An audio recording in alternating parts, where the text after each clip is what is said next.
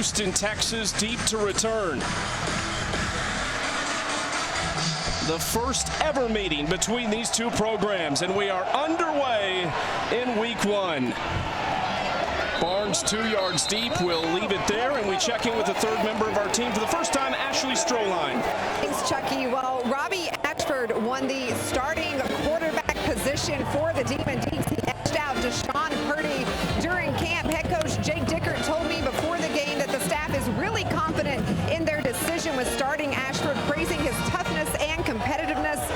Offensive coordinator Robbie Zell also told me that Ashford is one of the most explosive quarterbacks he's seen running with the ball in his hands. He said he's fast, he's tough, and a competitor. He also says Ashford throws the ball really well downfield. And now, guys, we're about to get a look at this new era, this new offense led by Ashford. Fourth school from Hoover, Alabama. A redshirt senior, was at South Carolina last year, but his biggest contribution came in his first season at Auburn back in 2022. Gives it up this time, and a big play already down the sideline for the star of this offense, Demond Claiborne. I can't wait to watch him compete today. He's going to get his number called early on. Gets to the outside. He flanks Marcus Patterson, the defensive end. Kennesaw State's looking for big things out of him today, but a good start for the Demon Deacons. Claybourne plunging forward again for just a couple yards on 1st and 10. The Doak Walker Award preseason watch list. This is one of the best running backs in the country on display tonight. Shotgun for Ashford. That's Barnes in motion. Somebody we have been told to keep an eye on tonight. Has electric speed. Spent last year at Washington State, but redshirted. He's the deep threat. He's the fast guy moving in motion to the top of the screen. They're going to get it to him quickly in space. Here goes Barnes toward the sideline, showing off that speed for a first down gain. Now, I'm not sure if they got Carlos Hernandez. Watch him on the outside, number 8. He's the one who lays the key block, but did they get him for a hold at the end of that? Number 8, 10-yard penalty, 2nd down. Looks like they did. That is unfortunate because they had so much momentum going over these first 2 plays in this series. And this is one of those things, Chucky, that happens with teams in the first game, first series, ticky-tacky stuff. That shouldn't happen. You got to reel it in. There's a lot of excitement on both sides, but you hate to see that to stall the drive for Wake Forest. And it comes from Hernandez, who was one of the big transfers that came with Jake Dickert from Washington State all the way across country to Wake Forest. Now 2nd and 14. Ashford throwing quick route outside to Hernandez, and he's going to be dragged down there by multiple bodies, led by 5 Hamilton. Hamilton's coming in from his nickel position. Another one of those guys who's a redshirt sophomore. Jake Dickert brought 3 of his coaches from Washington State, 9 players via the transfer portal. He said one of the first meetings they had, though, he said, I don't care where anybody's from, we are all Wake Forest guys now. 3rd and 9 for Ashford against a remade Kennesaw State defense. Another team that has fresh coaches across the board. Ashford using the legs this time, something Ashley talked about. And he's just short of a first down. This is one of those luxuries, Chucky, when you have a running back like Demond Claiborne. He just gets so much attention when he is on the field. It's the play fake for Ashford that springs him to the outside, which brings up a 4th and short. Now they brought in Jamario Clements, number 3, at running back. He's 5'11", 205 pounds, the 5th-year senior. Will they call his number? They will. Clements dives ahead, and it looked like he might have had it, but this is close, and they will move the chains for a first down. So our first look at Clemens gets his number called on 4th and short. Watch him get his pad level down at the point of attack. It was just enough to be able to pick up the first down. And he's going to remain out there right beside Ashford. Clements from Duquesne joins a running back room that also has Tate Carney, who was their 2nd leading rusher from a year ago behind Claybourne. On the field is a first down. It's under further review. And we'll take a look at this, our first review of the night, just a few minutes into this game. There's the new man on the other side of things, Jerry Mack, his first season as head coach, just the second head coach in program history, Darius. This is a program that was born just 11 seasons ago, that was announced in 2013. They played their first game in 2015. Hard to see from if he gets the line of game there. But this is an exciting time for Kennesaw State. And speaking of running backs, we talked a lot about Claybourne. Mack was a running back coach of the Jacksonville Jaguars, so he's got an NFL pedigree as well as the head coach for the Owls. They're excited to have him. And really a tough look there. I wonder if there's enough evidence to overturn the call on the field. But the ruling is a first down at this point. We mentioned it off the top almost. After further review, the ruling on the field has been upheld. It's first down. Almost 120 combined new players on these two rosters. This is a big test for both of these teams early on. We've already seen some chaos in week one. Yeah, we certainly have, and it's really tough because both these coaches are really stand themselves on building culture, and it's so hard to do that when you're new at a place and you've got a bunch of new guys. So building that camaraderie and that chemistry has to happen so fast now in college football. That is not something I had to deal with at Notre Dame, Chuck.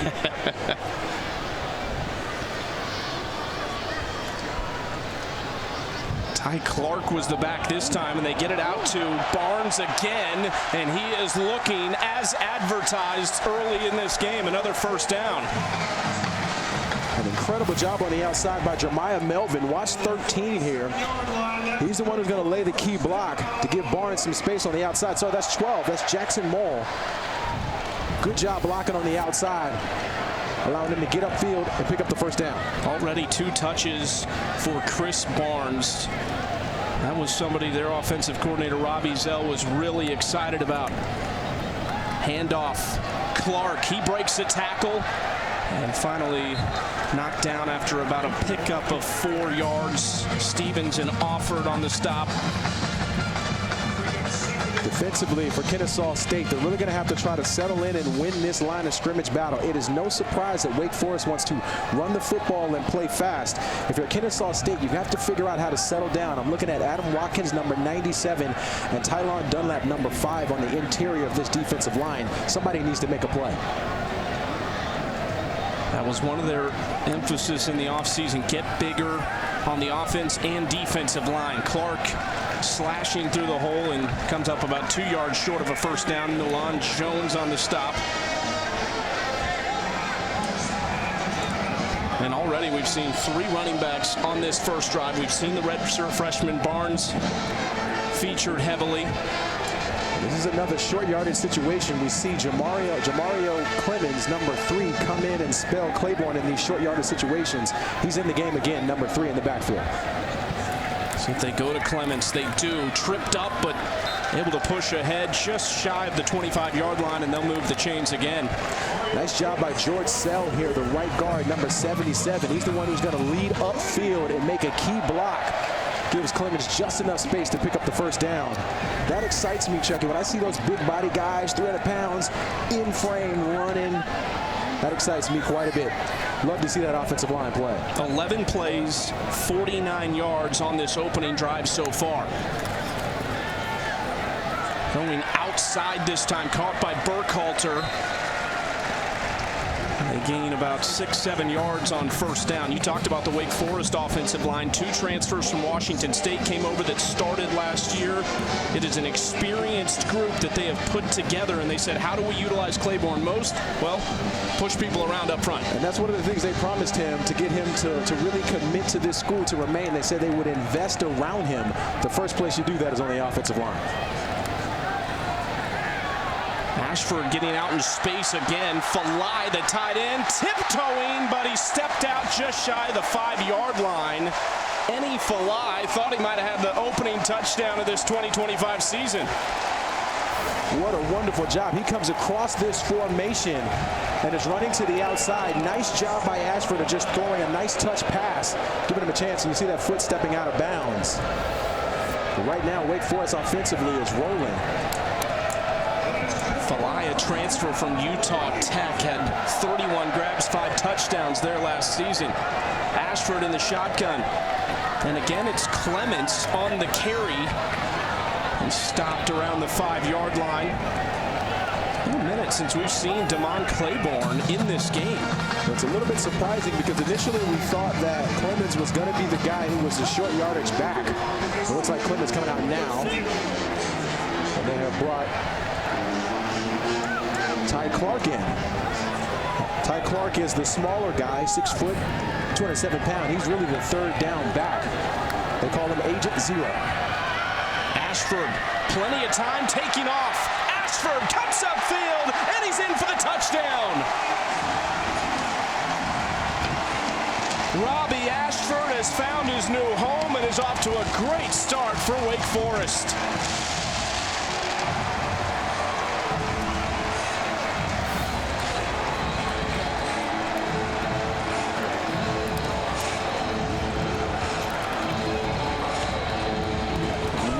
Play by Ashford. Does he get in though? Is that elbow down before the ball gets over the goal line? Looks good to me from up here. But what a drive for Wake Forest to start this game.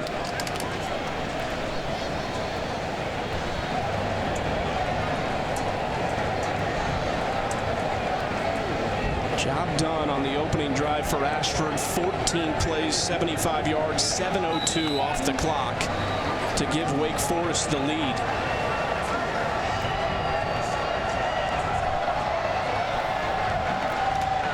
Connor Calvert, transfer from Washington State. He was a walk-on last year when he redshirted there. He will handle the extra point. Kick is up and perfect down the middle. Wake Forest, a 7-0 lead thanks to Robby Ashford, their new quarterback.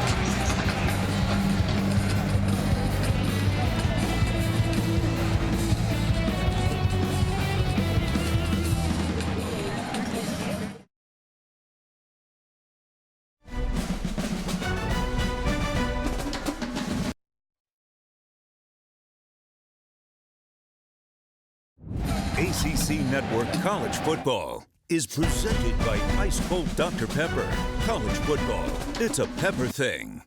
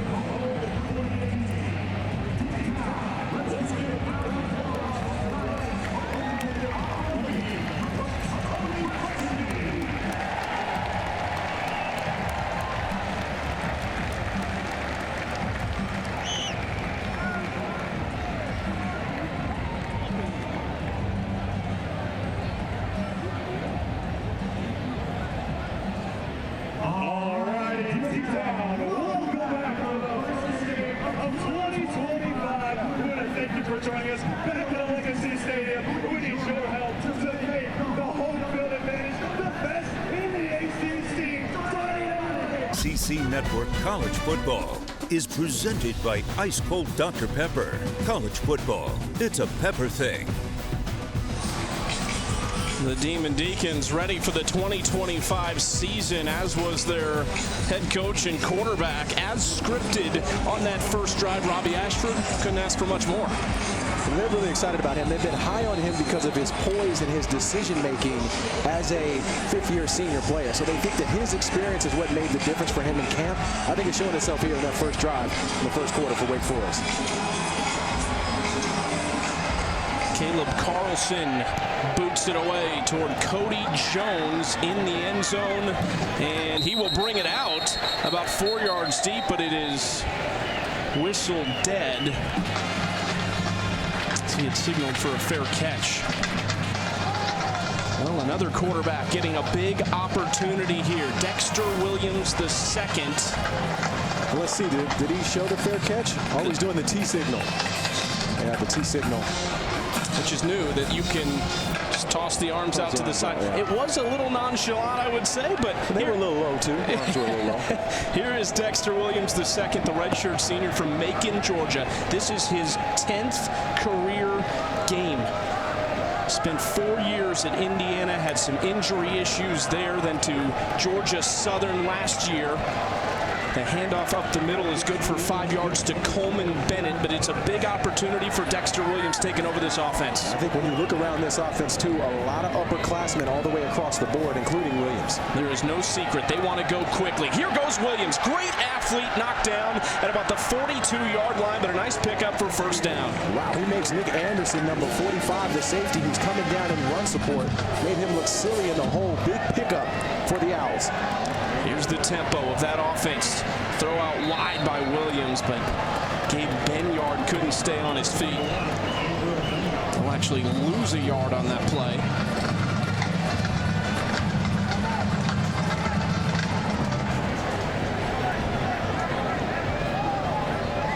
Second and 11. Coleman Bennett, the running back, to the right of Williams. Benyard in motion. Handoff to Bennett. Jukes outside. He's driven backwards. Dylan Hazen, the third-year starter, 84 tackles a season ago, makes the play. Nice job coming upfield by Hazen here to get him down. 84 tackles last season, including 1 sack. He's a guy that Wake Forest leans on defense. 3rd and 10. This is a situation for Dexter Williams. You don't want to take a sack here. Try to figure out how to get this football downfield and not hold the ball too long. Fake the handoff. He was under pressure. It was a nice throw and catch. Benyard on the grab, who they think could be their top receiver. They'll go quickly. 1st and 10. Throwing across the middle. Benyard's a low throw. He had a lot of space there to make that grab. Yeah, you wonder, 10. A lot of time in these instances, this first quarter on the first drive early in the season, conditioning becomes an issue. I know it's still early, but when you're running fast like this and you're just not used to game play, sometimes you can get a little gassed. And I think that's what happened to Dexter Williams there on that throw. Not getting it up as much as he should have. Jerry Mack, the Kennesaw State head coach, and his offensive coordinator, Mitch Militello, come from the Josh Heupel staff at Tennessee. They play fast. Williams rolling out, has some time here, throwing on a little crosser, and Benyard quickly becoming his favorite target. The redshirt senior out of Georgia. Yeah, Benyard is wide open on this. Christian Moss, also number 6 to the right of the screen, was open down the middle of the field. So Williams had his pick, but nice throw and catch from the wide receiver duo. Play action. Benyard was held up downfield, so the dump off to Bullock, the tight end. They basically just get back to the line of scrimmage.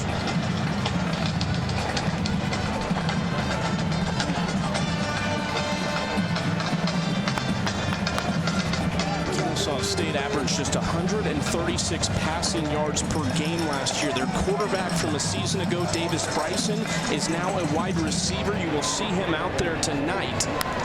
A great athlete and wanted to stay at Kennesaw State, so he found a new role as Bennett plunges forward for a few yards. Now, let me tell you, Chucky, it's admirable for a guy to do that because that's really hard to do when you've played quarterback, when you've started with a team, to get asked to move to a different position the following year under a new staff, it takes a lot of maturity to stick around for that. You have to think Williams, as a quarterback, kind of appreciates another QB out there that understands the offense.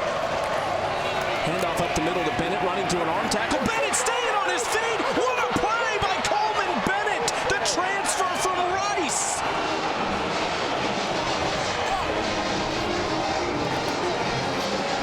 And the answer from Kennesaw State. What a drive for the Owls. They march that football right down the field. And Coleman Bennett gets him to pay dirt in the end zone. That's how you answer in college football, ladies and gentlemen.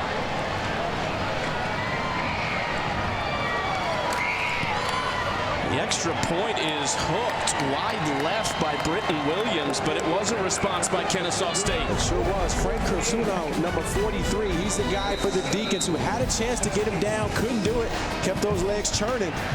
6-7.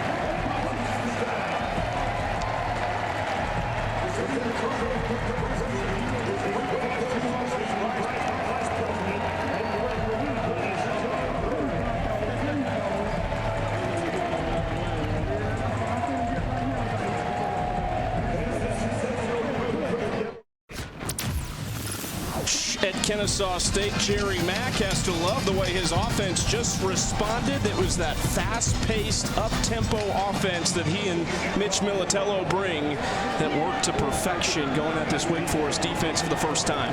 And no surprises, the run game is what was strong from them. Mack's a former running back coach in the NFL, so a position he knows well. And you know he was happy about that Coleman Bennett run to finish things off, breaking tackles. Chris Barnes from the 3-yard line. Barnes cuts upfield, makes one miss, trying to get to the sideline, and he's dragged down there at about the 32-yard line. Wake Forest and Robby Ashford trying to respond on the other side.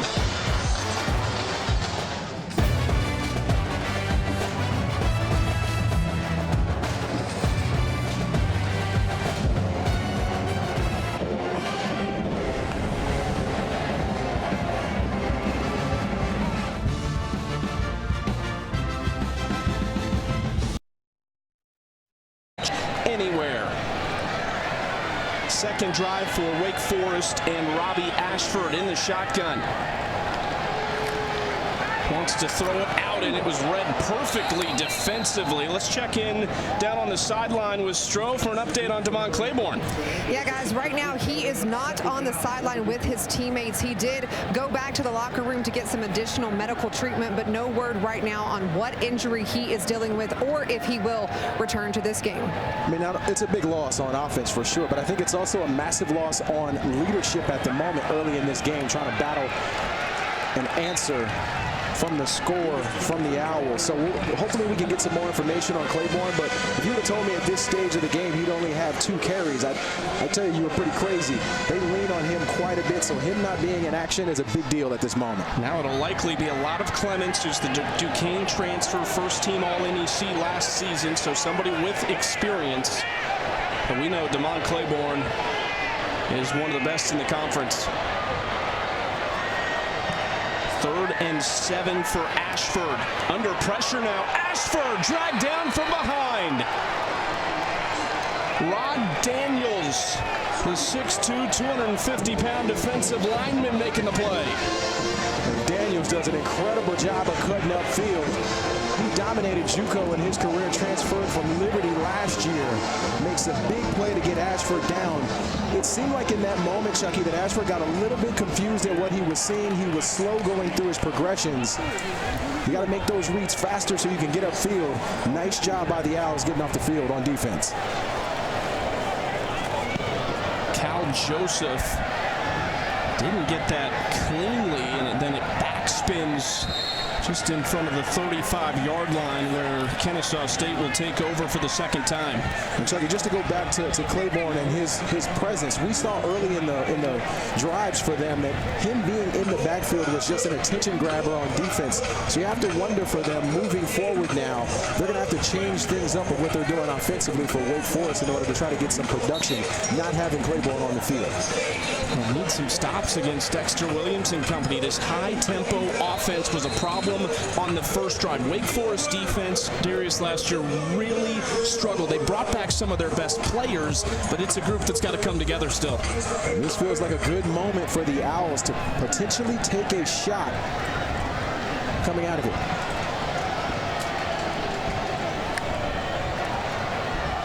Williams hands it off. Bennett is really tough to bring down tonight. He broke a couple tackles on that touchdown run and ends up with about 4 yards there. There is Demond Claiborne. That is bad news for Wake Forest fans, seeing him with no pads, no jersey. My goodness. Long throw out wide. In space, the head lowered right there by Jordan Jackson. He's close to a 1st down. Nice job by Purtney, number 3, the cornerback for Wake Forest, coming up and making a play in space. Brings up a 3rd and short. Expect Williams to potentially keep this in his hands. Handoff, Bennett. And they are rolling again across the 50 to the 45 of the Demon Deacons. JT Pennington, the right guard, number 65, made an incredible block to spring Bennett up to the 2nd level. Williams, he was looking for a shot there, but it was great coverage downfield by Trayvon West, and he ends up having to just throw it away.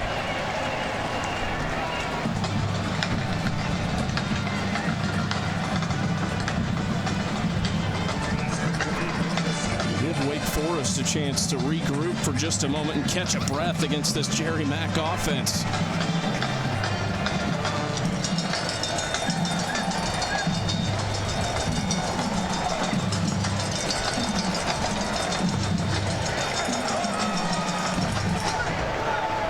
Second and 10 for Williams.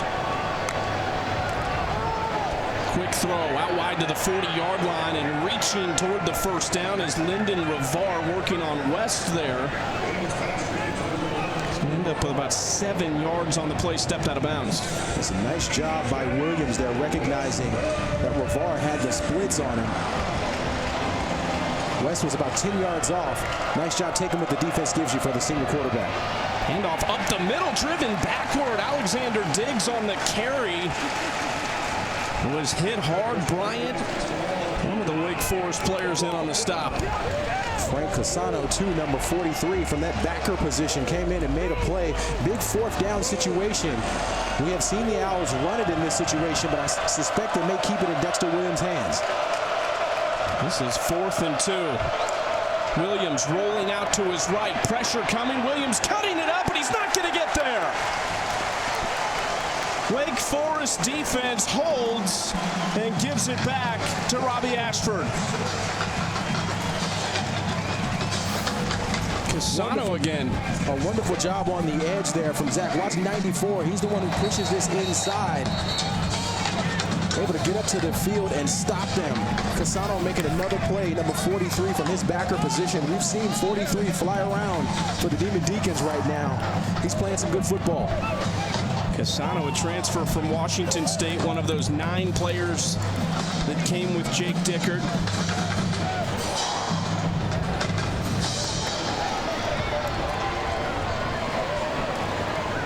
Ashford 5 for 6, 43 yards. He ran for the touchdown. I've not really seen him throw the ball downfield to this point.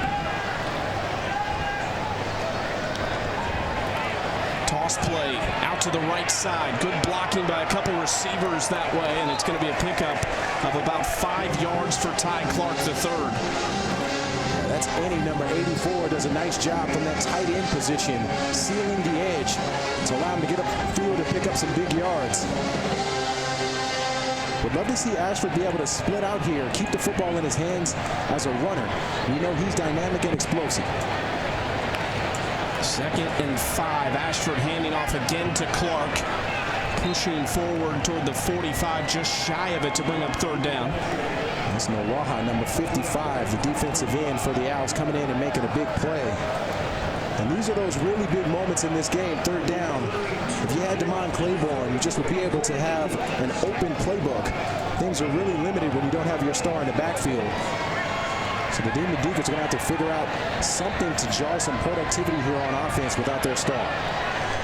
Just a small wrinkle in the plan for your opening game. If you're Jake Dickert, hard hit there, but it will be a 1st down for Ty Clark and company. This is what you like to see from Ty Clark, getting that shoulder level. With the extra point when we scored a touchdown, but as a whole, offensively, we continue to push the ball down the field. We're playing consistent. We just got to calm down in the game. What's the key to get your guys to calm down just a little bit? Just do our deal. You know, we talk about it being all about us consistently all the time, and I think this is no different situation in the 2nd quarter. All right, Coach, thanks. Good luck. Thank you. Darius, your review of that 1st quarter, specifically for Kennesaw State. I mean, I think for both sides, I've really been impressed with the offensive lines. Both offensive lines on both sides has been critical. Defense is needing to settle in. Nice job that last play, though, by Byron Hobson, number 44. He got to Ashford quick to get him out of bounds. Pressure coming again, and that throw low and behind Chris Barnes. Pressure from Baron Hobson on the play. That's 2 plays in a row. He has gotten to the quarterback quickly. And that's really the recipe on defense. If you're going to slow an offense down, is just put pressure on the quarterback, make it uncomfortable for Robby Ashford in the pocket. And this brings up a big 3rd down play here for the Demon Deacons.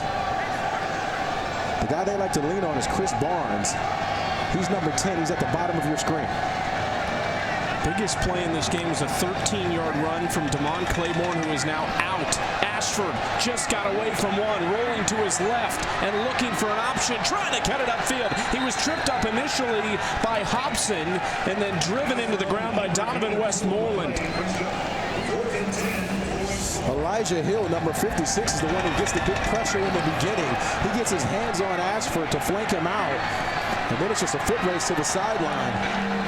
Ashford lucky to get back near the line of scrimmage. And another good job on defense by the Owls getting off the field. And it all started with getting pressure on the quarterback. And we're hearing different names from the Owls, too, early in this game. That was one of the things their defensive coordinator, Mark Mattioli, told us. He likes their depth at every position this year, so they feel like they've got somewhere between 22 and 30 guys they can go to work with. Decent punt down inside the 10-yard line. And tomorrow morning at 10 a.m. Eastern, the ACC Huddle Crew is in Clemson to get you ready for Week 1 college football schedule with a 2-hour pregame show. They'll have previews, highlight feature players, and interviews. It's also available on the ESPN app. Now for the Owls here, Chucky, on the ground, Bennett has 40 yards, 6 carries for 40 yards, and that 19-yard touchdown. He has been able to have his way offensively with the football in his hands. Now they bring in Alexander Diggs, number 3 in the backfield, showing that they got some other guys who can carry the load. They will fake the handoff to Diggs, and Williams showing off that athleticism. Long throw, caught down the sideline, dragged down, but it's a big play by Gabe Benyard, beating West on the coverage. What a job by Dexter Williams here, getting out of the flank. Look at this. His shoulder was pulled. He gets upfield and throws that ball downfield. Nice job, nice heads-up play. That's a quarterback and a wide receiver that have worked on the scramble drill all offseason. 47 yards on the throw and catch by Williams and Benyard, which looks like a great marriage early in this season. Flag down on the play before the snap. When you watch Benyard on film, you can tell he's a solid route runner. Now, he's had some injuries, especially last season, that slowed him down, but he looks fast, he looks explosive. They're excited about him. Offense, number 11, 5-yard penalty. It's still first down.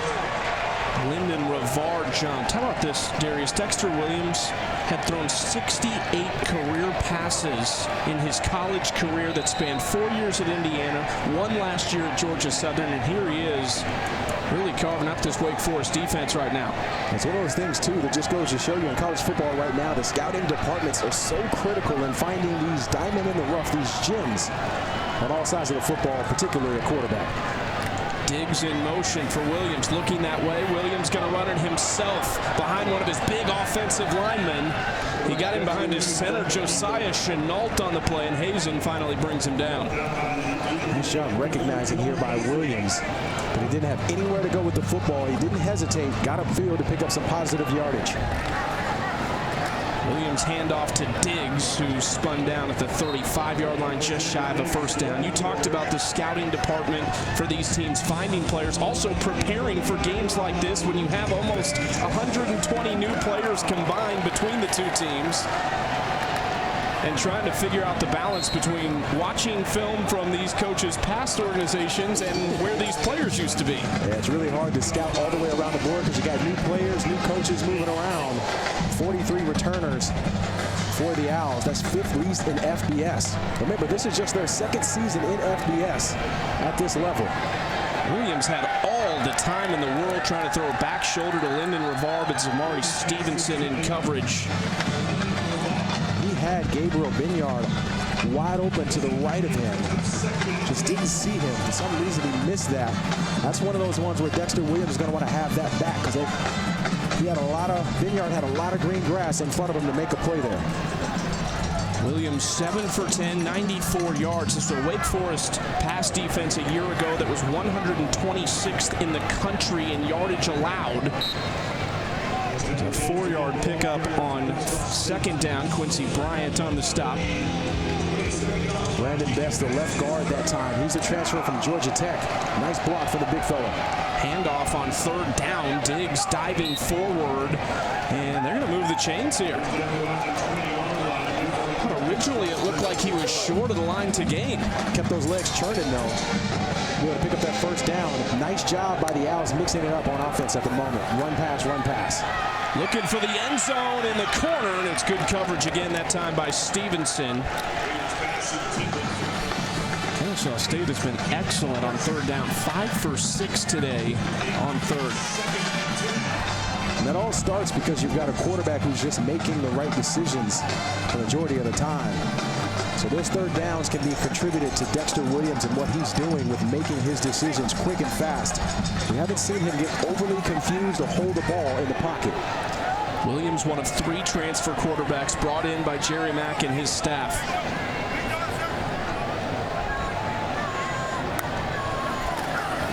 Handoff to Diggs running left. Again, getting behind those big bodies and picking up about 3 yards on 2nd down. It's really the left side of this offensive line. Jadarius Lee, 56. Brandon Best, number 58, the left guard in the center. Chenault, they all are moving their guys out of the way, giving creases for these running backs.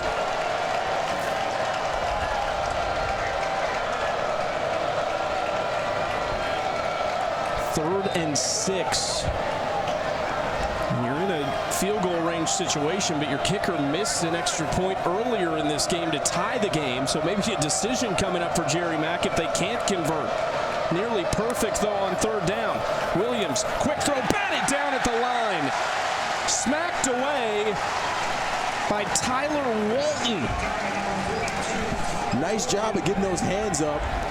The 6'5", 265-pound redshirt sophomore They know he's a young guy. He's been developing, but that's what they coach you on defensive line. If you can't get to the quarterback in a situation like that, get your arms up.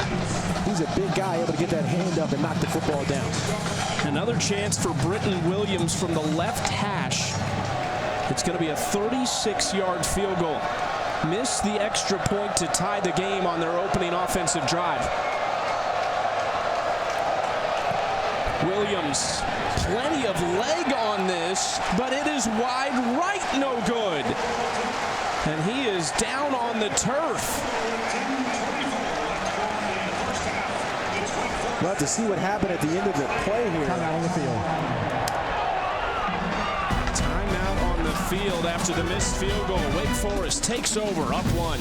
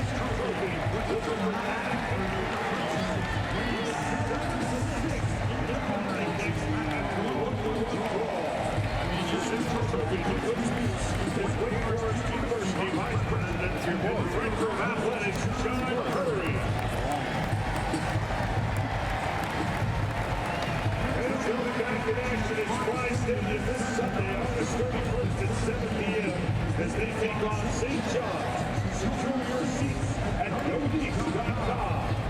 Deep Town, make some noise for your Wake Forest men's soccer team.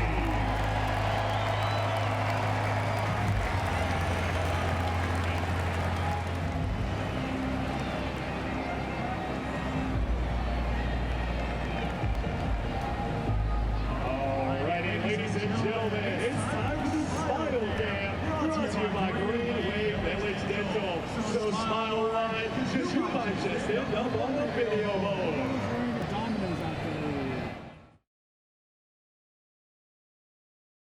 Welcome back in. This was right before the break. See Britton Williams there. Looked like he might have pulled the hamstring after the kick and before the hit. Hopefully the young man is okay. He was able to walk off the field on his own. But you hate to see a guy go down like that. And problems in special teams so far for the Owls, the difference in this game for them. The other kicker listed on the roster is a freshman, Daniel Kinney. Wake Forest goes to the ground on first down and gets 3 yards. Again, if you joined us late, the star running back Demond Claiborne, there he is back in the game actually. Now he's hobbling back to the sideline again. He didn't have his pads on 20 minutes ago. And he just got the football.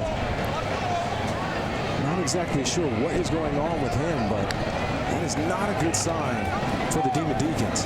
Toss play to the right side for Clark this time. And he comes up a couple yards shy of a first down. But we saw Claybourne with a big play early, 13-yard gain, leaves the game, no pads on, and here he is back in and then hobbles off. And I can't overstate this, Chucky. When you have a guy who is important to this offense, as Claybourne is, when he's not able to go, it just deflates everything. It deflates the energy on the sideline. It deflates the defense. He sets his presence, and his leadership is so crucial for this team. Ashford rolling out, nowhere to throw it. Tries to sneak ahead toward the 30-yard line, which is the first down line, but he's going to be short. He actually stepped out a couple yards shy.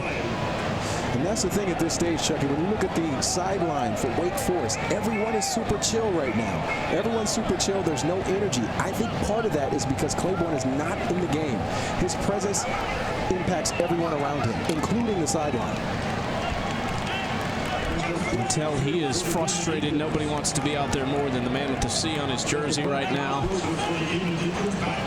Stuck around with this new coaching staff after Dave Clawson departed after 11 seasons as the head coach. On 4th and 2, Wake Forest will punt it away. Spiraling kick just inside the 30-yard line where it's caught by Gabe Benyard. Flag on the play right by the catch.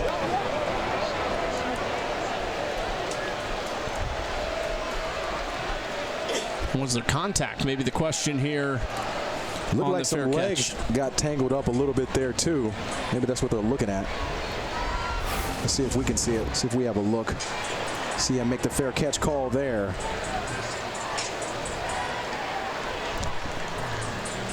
Hard to say if maybe the feet got tangled. And that was Devin Cook, number 15, the redshirt freshman for the Demon Deacons. Maybe a shoestring thing? Hard to tell. Sometimes that turf monster will get you too. That has happened to me quite a bit back in the day. There is no foul in the play. It's first down. That's a good call. Looked like Benyard was kind of almost diving to make that catch. So Kennesaw State takes over at the 29-yard line when we return.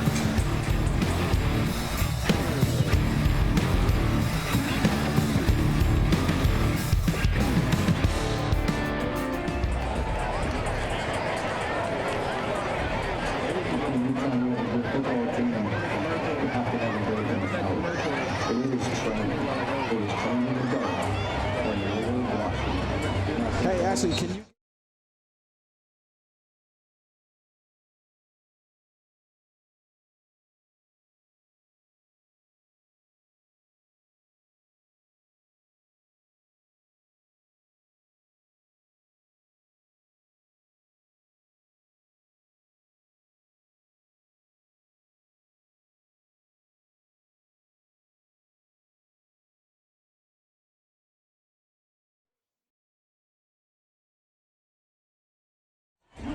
Your seats. Deacs.com.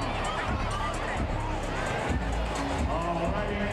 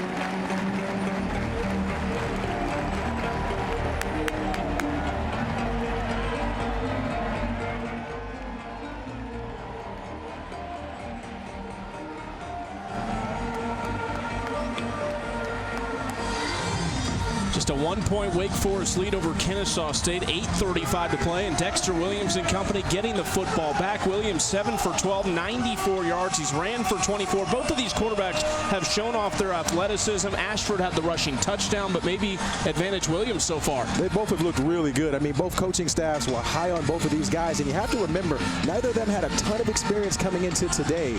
So it's exciting for both sides to see quarterbacks come out and play well early in this game. But what a difference a quarter makes, Chucky. When we first started this game in that first quarter, we thought this might be a high-scoring matchup with both sides going back and forth. The defenses have kind of settled in, and then the loss of Claybourne for Wake Forest might have been an issue. Wonder if Ash has seen anything on the sidelines down there. 1st and 10 for Williams. Claps the hands, and he will give it off. Wake Forest all over this. A loss of 2. Jaden Loving, the leader, getting to the running back.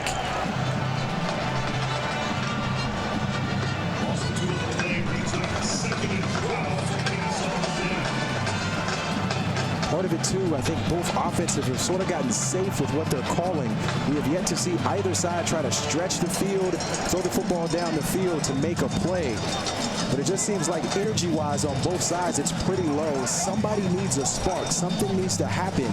That could be special teams. It could be offense or defense. But somebody needs to get life to both sides of these teams. 2nd and 12. Williams throwing this time. Great coverage on the outside. It was read the whole way by Karan Prunty. The North Carolina A&T transfer got his career off to a great start at Kansas back in 2020.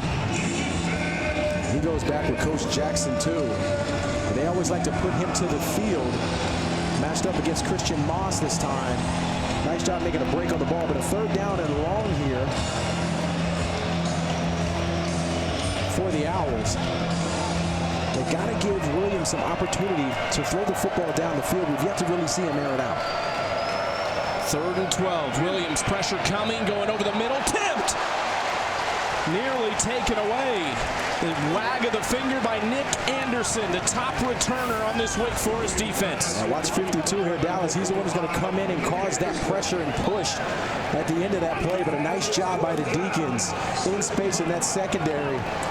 And Nick Anderson getting his hand on the football. He is the captain of this defense.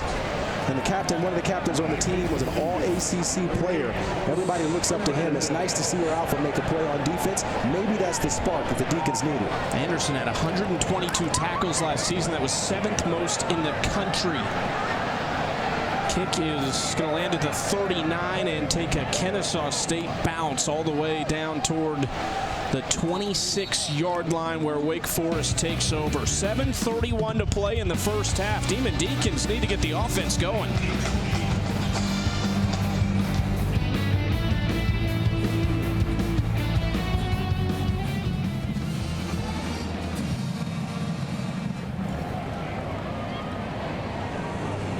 Tonight's unrivaled moment at a Legacy Stadium took place on October 28th. Top 25 opponents this week. That's the most by the ACC in league history in week 1. And that's one of the changes I love most, is respect that strength of schedule. Delay of game. Defense. 5-yard penalty. It's still first down. The Owls get the delay of game. But making sure that you're rewarding teams when they schedule those tough games. The question I have, though, is the weaker team element of it. Because beginning of the season, a team may seem weak, and then they get better towards the season. So, like, that weighing, I think, can get a little complicated. But I appreciate the changes. I think it makes sense to me. Ashford throwing for Wake Forest out wide. Nice grab and a couple broken tackles here down the sideline for Carlos Hernandez, the Washington State transfer. One of the things the staff told us about Hernandez is that he's so shifty. He's one of the shiftiest wide receivers they have on their team. Showing you some of that shiftiness there. Making a couple of guys miss, picking up the first down. Started 6 of his 8 games he played last year in Pullman. Almost 400 yards and 5 touchdowns. Ashford looking, using his legs now to get outside. A body waiting to chase him out of bounds. And it was Westmoreland. Wonderful job by Jericho Washington Jr., number 1, the corner. He was not fooled by the double move there. Did a nice job of staying on his guy, which left nowhere for Ashford to go with the football. Talk about a season he had as his freshman year last year. 2nd team All-Conference USA, All-Freshman team Conference USA as well. He is a dynamic shutdown corner. Couple picks and forced 3 fumbles. That ball's dropped out in the flat. Jamario Clements trying to get him in space on 2nd and 12. It's going to bring up 3rd and long. And we said this on the other side with Dexter Williams, but kind of the same story for Robby Ashford. Not really giving him a whole lot of opportunities to throw the football down the field. What's going through Jake Dickert's mind in his opener as head coach at Wake Forest? Up just 1 point after a great opening drive offensively to get them on the board. This unit is stalled. Yeah, they were really clicking. I'm looking at Sterling Burkhalter, number 4. He's at the top of the screen. The option play with Ashford spinning is Clark to break a tackle, but he's hit hard, and a late flag comes in as a helmet flies off in the play as well. Still a little bit of a surprising call there. Looks like they're going to get holding on the Deacons. Let's see if we don't have a shot of this here to the right side there. Holding. Offense, number 70. That's noise decline. Result of the play. It's 4th down. We got Devin there for that hold. I'm still scratching my head on the play call there. 3rd and long to run the option play. They really, at this stage, are not trusting Ashford's ability to throw the football down the field deep. We just haven't seen enough of it. And they've seen too much of Cal Joseph for Deacon fans.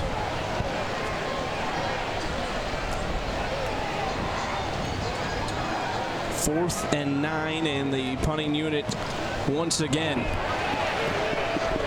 Joseph down just inside the 25-yard line with a lot of traffic. Benyard fair catches it there. And we'll see the Owls offense with 6:01 to play. Our first ACC Network women's soccer and volleyball matches of the fall season are Thursday night. Number 13 Virginia against number 9 Penn State at Klockner Stadium. Coverage begins at 6 Eastern. Then 8-7 Central. 10th ranked SMU hosting Washington. The Mustangs home opener on the hardwood at Moody Coliseum. Should be a great night. Both games also available streaming on the all-new ESPN app. Chucky, I've been getting a little bit more into volleyball. Okay. It's a fun sport to watch. I like it. I was going to ask if you played any soccer growing up. Oh, yeah. No, I did not get into the soccer game. No. Trying to get my 7-year-old into it. All right. He has no interest, unfortunately. Keep working. Still early. Still time. Into the empty backfield. The flag comes flying. Offense, number 76. 5-yard penalty. Still first down. It's the big right tackle, Nikola Milovac. The Serbian right tackle and the returning starter, their offensive coordinator Mitch Militello, said he is their big-time people mover on the field, a physical presence on the O-line. Penalty makes it 1st and 15. It's the running back Bennett going out to the right side. A wide throw by Williams, looking the way of Ravar. Yeah, I think the story for me right now for both offenses, Chucky, is there's a lack of creativity in trying to create space for your stars. One of the guys that Wake Forest talked a lot about was Barnes, figuring out ways to be able to get him involved on their side. And then on the other side for Kennesaw State, as we have some stuff flying into the booth here. But for Kennesaw State, figuring out a way to get Benyard, figuring out a way to get the studs on the offensive side of the ball in their hands with space. Bennett tripped up by Stevenson. It's going to bring up 3rd and long. Williams has missed his last 6 passes. Clock ticking down toward 5.5 to play in the first half. We had 2 quick scores on the first possessions for each of these teams, had a touchdown for each and nothing since. Kennesaw State has been the closest with the missed field goal.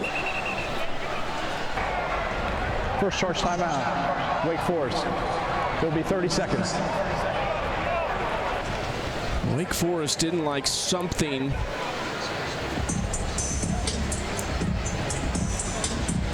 Halftime's going to be interesting to see how these two teams come out of the break, what kind of adjustments we see now that there's a little film on these two teams now with their new looks. That is one of the interesting things. You come into a lot of these games not knowing what you're going to see. Right now, offensively, for both teams, after those first drives, been unable to get any kind of productivity there.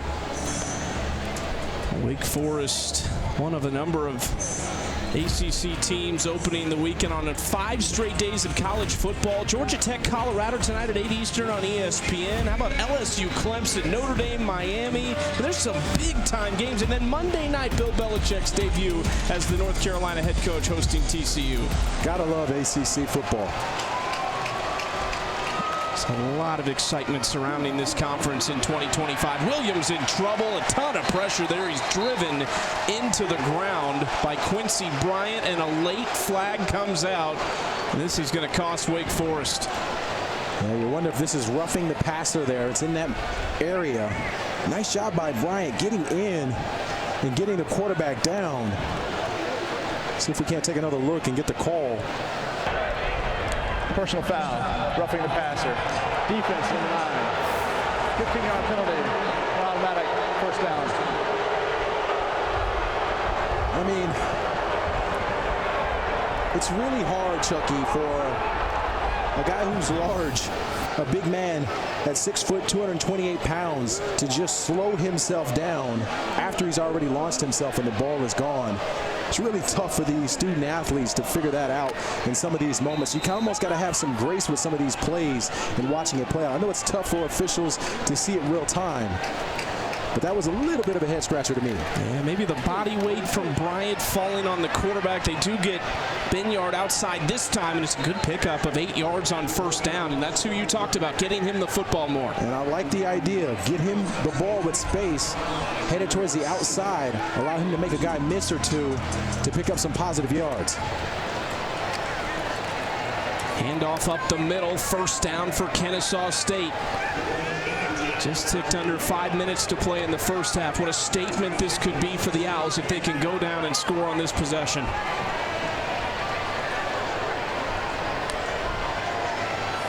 Williams, clean pocket, deep ball down the sideline. Some legs got tangled up, again looking the way of Lyndon Ravar. Ashad Williams in coverage, the transfer from North Alabama. I love the call there, though, getting the ball downfield, trying to make a play. Now, one of the things that the staff has told us about Dexter Williams is he's a really electric runner as well. Sometimes in these instances, after a big pass play, you can call the quarterback's number and a QB draw to give him an opportunity to make a play. But they're in desperate need of a spark on offense. 2nd and 10. This drive kept alive by the roughing the passer call. They swing it out to Bennett, and there's black jerseys everywhere to make the play right at midfield. Langston Hardy, Aiden Hall, a couple of them. 3rd and 9 at midfield. Bennett in motion. Fakes the handoff. Pressure coming, and Williams grounds it at the feet of Bennett. Zach Lohavichin. Nice job by the backer there, Aiden Hall, number 21, getting upfield and disrupting that play. Dave Williams nowhere to go as a runner. Brings up a big 4th down here. Looks like the punt team's coming out for the Owls.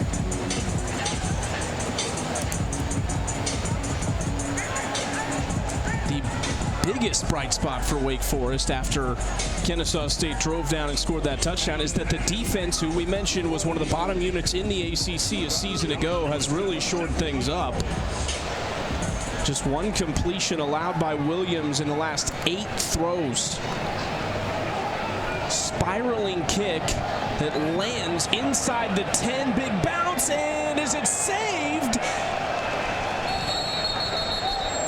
It was. No, it was not. Touchback. The foot touched in the end zone before he released the ball. That's Devon Lawson, number 17. He's the one trying to get this football. Oh, it's hard to see. What a nice effort there. Let's go down to Ashley. Well, guys, new head coach Jake Dickert is all about establishing new tradition and a new culture here for the Demon Deacons football program. But one tradition that remains, that is the Deacon Dash. Before tonight's game, the class of 29 had the opportunity to rush the field. It's something that the crowd was cheering on. Current students in the student section were cheering them on. It allows them to create that camaraderie with their new classmates. The Deacon Dash, a great week 1 tradition here at Wake Forest. As the Demon Deacons have the football again. Couple broken tackles here. Clark bouncing off of them. Something else that Jake Dickert really preaches is energy. He's a big energy guy, and one of the things we've seen in this game, and you talked about it, Demond Claiborne exiting with the injury has really kind of seemed to deflate them after a 14-play, 75-yard first drive and a touchdown. 4 punts since then. And it really has been his presence. Since he exited the game, it just has changed everything for them on offense. Ashford running, dives ahead for 2 yards, and again in a 3rd down situation. Kelly and Hobson stopping him. At some point, you have to wonder for both of these offenses when you don't just stop and start to huddle, because you have to give yourself a chance to make sure you got the right play, make sure you're designing it accurately. I know both teams want to go fast, but when it's not working, you got to pause a little bit and give yourself a chance to get the right play in. Especially with all the new faces on these units. Ashford on 3rd and 4. Quick route outside. They got a first down at the 35-yard line. Caught by Burkhalter, the Cincinnati transfer. The Owls have been giving this up on the outside. The cushion that the quarterbacks are having on these wide receivers are pretty deep. So those stop routes, those 6 or 7 yard stop routes are open for the Deacons. Finally taking advantage of it there. Nice pickup for the first down. Have not seen a lot of Chris Barnes with the football either. Just 3 targets in this game, and those were all early. Ashford rolling, and a nice catch. Eni Falai was hit immediately after making the grab, but they moved the chains again. A nice job by Ashford of just getting this football upfield. He saw the crease in the opening, threw it right away.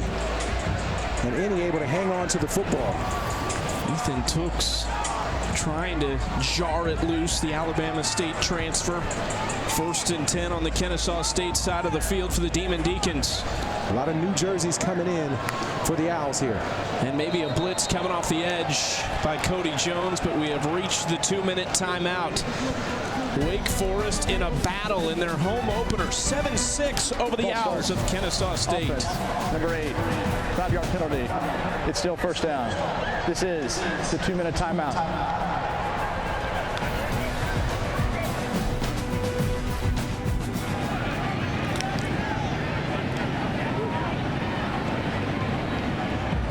Please welcome to the field your Wake Forest dance team.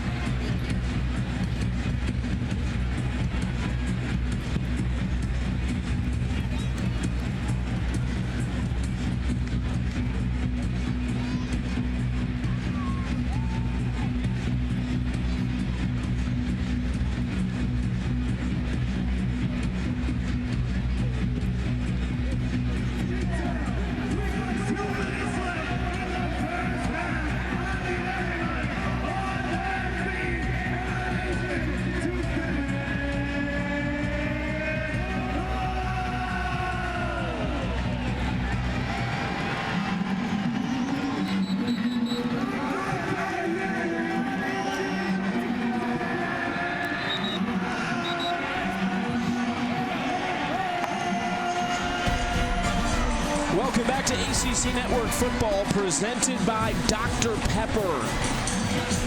We've got a battle in Winston-Salem at the Legacy Federal Credit Union Stadium. The Demon Deacons opening their season against Kennesaw State in just their 2nd year as an FBS program. The big story in this one, Demond Claiborne leaving early with an injury, their 1,000-yard rusher from a season ago, and one of the ACC's best running backs. Have not seen him in this 2nd quarter.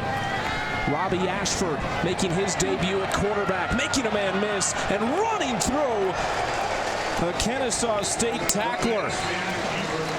Now, this isn't something you really want your quarterback to do, to lower that shoulder, but I think this might be the spark that the Demon Deacons are looking for. Ashford gets upfield and then decides to lower that shoulder and lower that boom on Antonio Stevens. Nice job, nice run by the quarterback. Can this give them some life on offense, some energy on offense? Ashford throwing it out wide. Nice grab out there in the flats by Clark, but there is a flag on the play. Likely going to come back, potentially holding against Micah Mays. Let's look on the outside here. Yeah, Mays. Again, another one of those. Offense. 2 players in motion and not set prior to the snap. 5-yard penalty. It's still 2nd down. I feel a little bit better about that versus the hold there on the outside there. 2 guys in motion. But Chuck, you have to understand, this is something that really stalls a drive or penalties, like stuff that shouldn't be in place, but it's week one, you expected some, but they had some momentum going with the big run from Ashford, the big pickup. Penalties can stall drives. Empty backfield for Robby Ashford. His fourth school, spent last year at South Carolina, played in just 8 games through just 32 passes. Ashford on the run again, and he slides down with white jerseys converging on him. When we spoke to Coach Dickert, one of the things he talked about with Ashford was that he's got those elite traits. So Dickert is used to seeing elite quarterbacks. He coached Cam Ward. Short time now. Kennesaw State. It'll be 30 seconds. Please reset the game clock to 1 minute, 16 seconds. As the Owls take a timeout, but he coached Cam Ward, so he knows what elite quarterbacks look like. He was at Wyoming under Josh Allen. He saw Josh Allen compete. He said that Robby Ashford has some of those elite traits with that explosiveness and those deep throws. We saw it some in the first series. We haven't really seen him allow him to open it up, though, here in the second quarter. Ashford's new offensive coordinator, Robbie Zell, joins the staff from South Alabama. It was somebody that Jake Dickert actually called to come to Pullman, but is Zell a guy who grew up in Alabama, went to Alabama, coached there as well, said, probably not the move for me. So Dickert gets the job at Wake Forest, calls again, and Zell said, yep, I'm listening now. Working with Robby Ashford. Awkward play, free play for Ashford, throwing outside, incomplete. There was movement on the Kennesaw State side of the line. Offside. Defense, number 14. 5-yard penalty. It's still third down. How much of the growth that you're going to see from these teams has to come from game day? It really changes things. When you've been in practice and you've been in camp all the time, there's nothing like live action. There's nothing like gameplay. The point is in moments like this, who steps up to take us out of this? Sometimes that's one player. Sometimes you just need one guy to make a difference.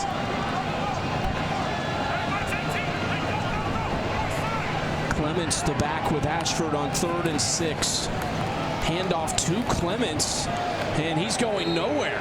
Second time we've seen them go to the ground on 3rd and medium. Caleb Offord ran him down. Let's show you how we got to this point so far with just over 60 seconds left in the first half. First quarter, Demond Claiborne, no pads on. He would actually come back in for one play and then exit again. Wake Forest still able to take the early lead thanks to Robby Ashford with his legs, but it was a fantastic response. Coleman Bennett with a powerful run for Kennesaw State. Yeah, 19 yards, made 2 guys miss, broke a couple of arm tackles and took it to the house. And then this was the first of 2 missed kicks for the Owls. First it was the missed extra point and then the missed field goal as well. So the special teams has really been the difference for Kennesaw State, while Claybourne being out is the story for the Demon Deacons.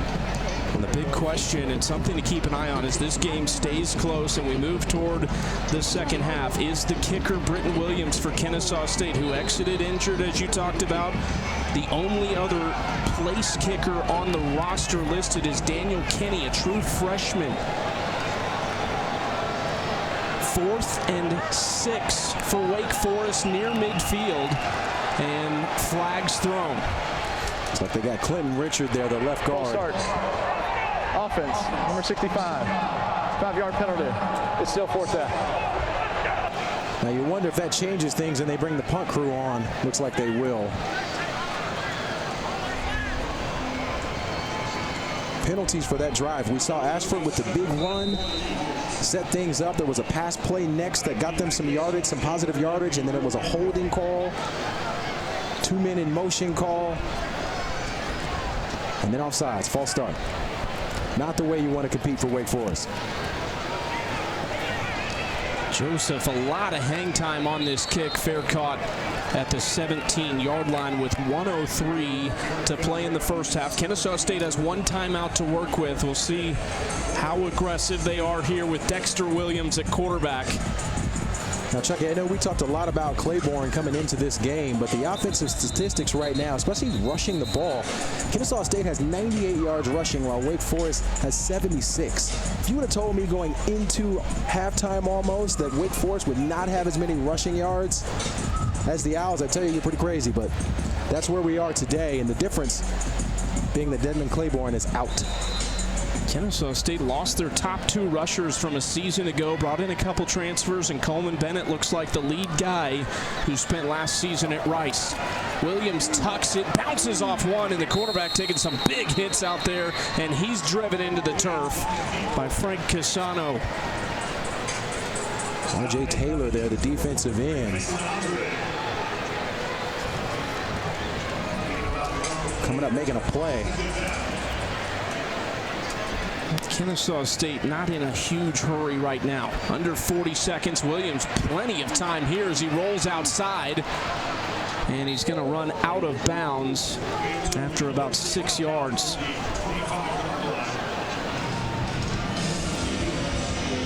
Do you think maybe he was going to try and flip that downfield? Little Patrick Mahomes style. Like he might have wanted it. This is one of those situations where you don't want to make a mistake here. If you're Dexter Williams, you don't need a fumble or an interception, turn the football over. Live to fight another day in this moment. Diggs in motion. Williams is looking deep downfield and then out toward Diggs. Into the turf to make it 4th and 3. And to me, going back to that timeout point, it looks like both offenses are tired. It looks like both teams on the offensive side of the ball are just gassed. I think it's because they're running fast. You can do all the conditioning that you want in the offseason, in the summer, preseason, everything. But when you get in live games, sometimes you just got to pause and adjust what you're trying to do to give your athletes a chance to catch up. Because this, you have to remember, this is week 1, the first game, first live action. Give the kids a break and settle in some. I think if I would have asked you after the first 10 minutes of this game if it'd be 7-6 at halftime, you'd have said absolutely not. This punt almost blocked. That might have been tipped even, as it's going to go out on the Kennesaw State side of the 50. And this is interesting with 19 seconds left. There is a flag on the field. Depending on this penalty, this could be really good field position for Wake Forest to maybe try and get a field goal here. Let's see if we got a hand on the ball, though. That did look like it got tipped a bit. During the kick, holding, receiving team number 22. 10-yard penalty will be enforced for the kick. First down. Let's see if a hand on this to the right of the screen there.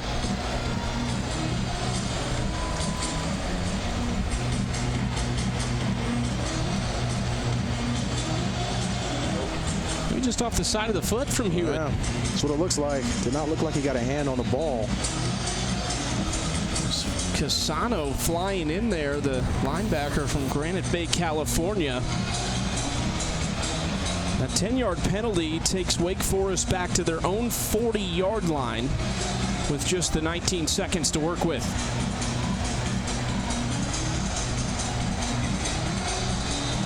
Ashford 8 of 11 for 81 yards, but he's been sacked 4 times.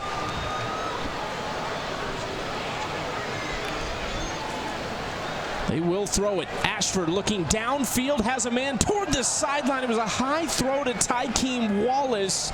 That would have been a big play. And this is one of those that Dexter Williams is going to want to have back because he is wide open coming across the field here. And look at that throw, wide open. Got to settle down and get your feet under you to make that throw. And it was Carlos Hernandez, the intended target for Ashford. 2nd and 10. Pressure coming. Dunlap forces him out of the pocket. Williams directing traffic. Tipped, and it's caught.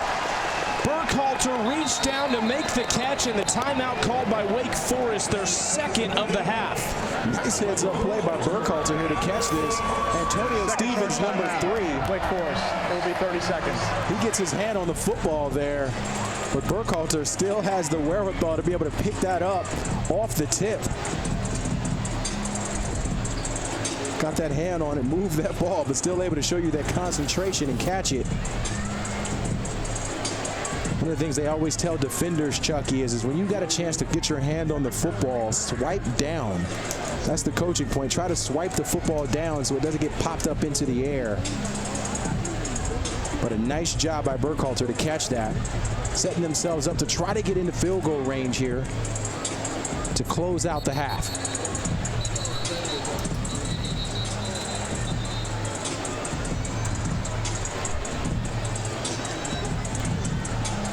Seven seconds and one timeout for Wake Forest. At the Owls' 42-yard line.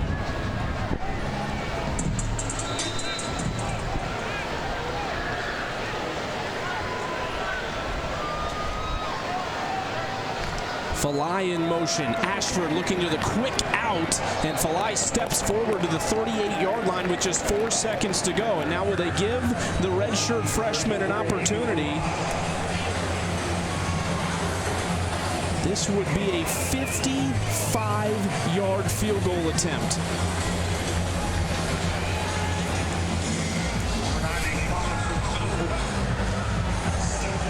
Calvert, a redshirt freshman from Bend, Oregon, walked on at Washington State a season ago.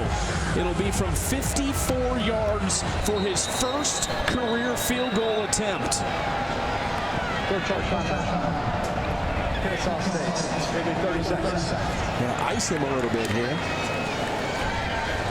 What a moment this could be for your first ever collegiate kick. Yeah, no pressure at all. Just the game on the line. Nothing. No big deal.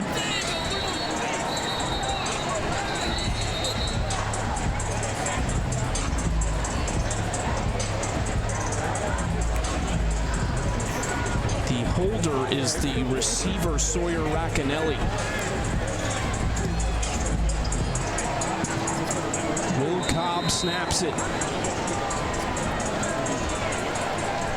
Calvert ready again from the right hash and 54 yards.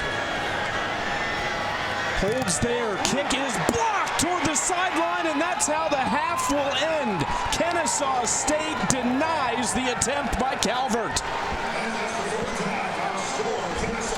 It up.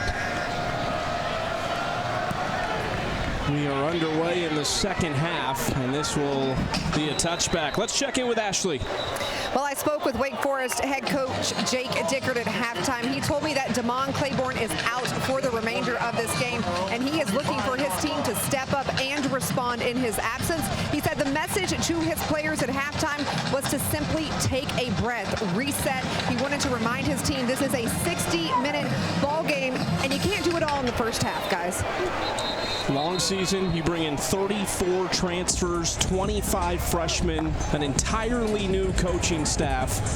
Might take some teams a second to get their footing. Yeah, there's nothing wrong with that, too. It's just being able to adjust on the fly and asking all these new players to huddle together and band together quickly.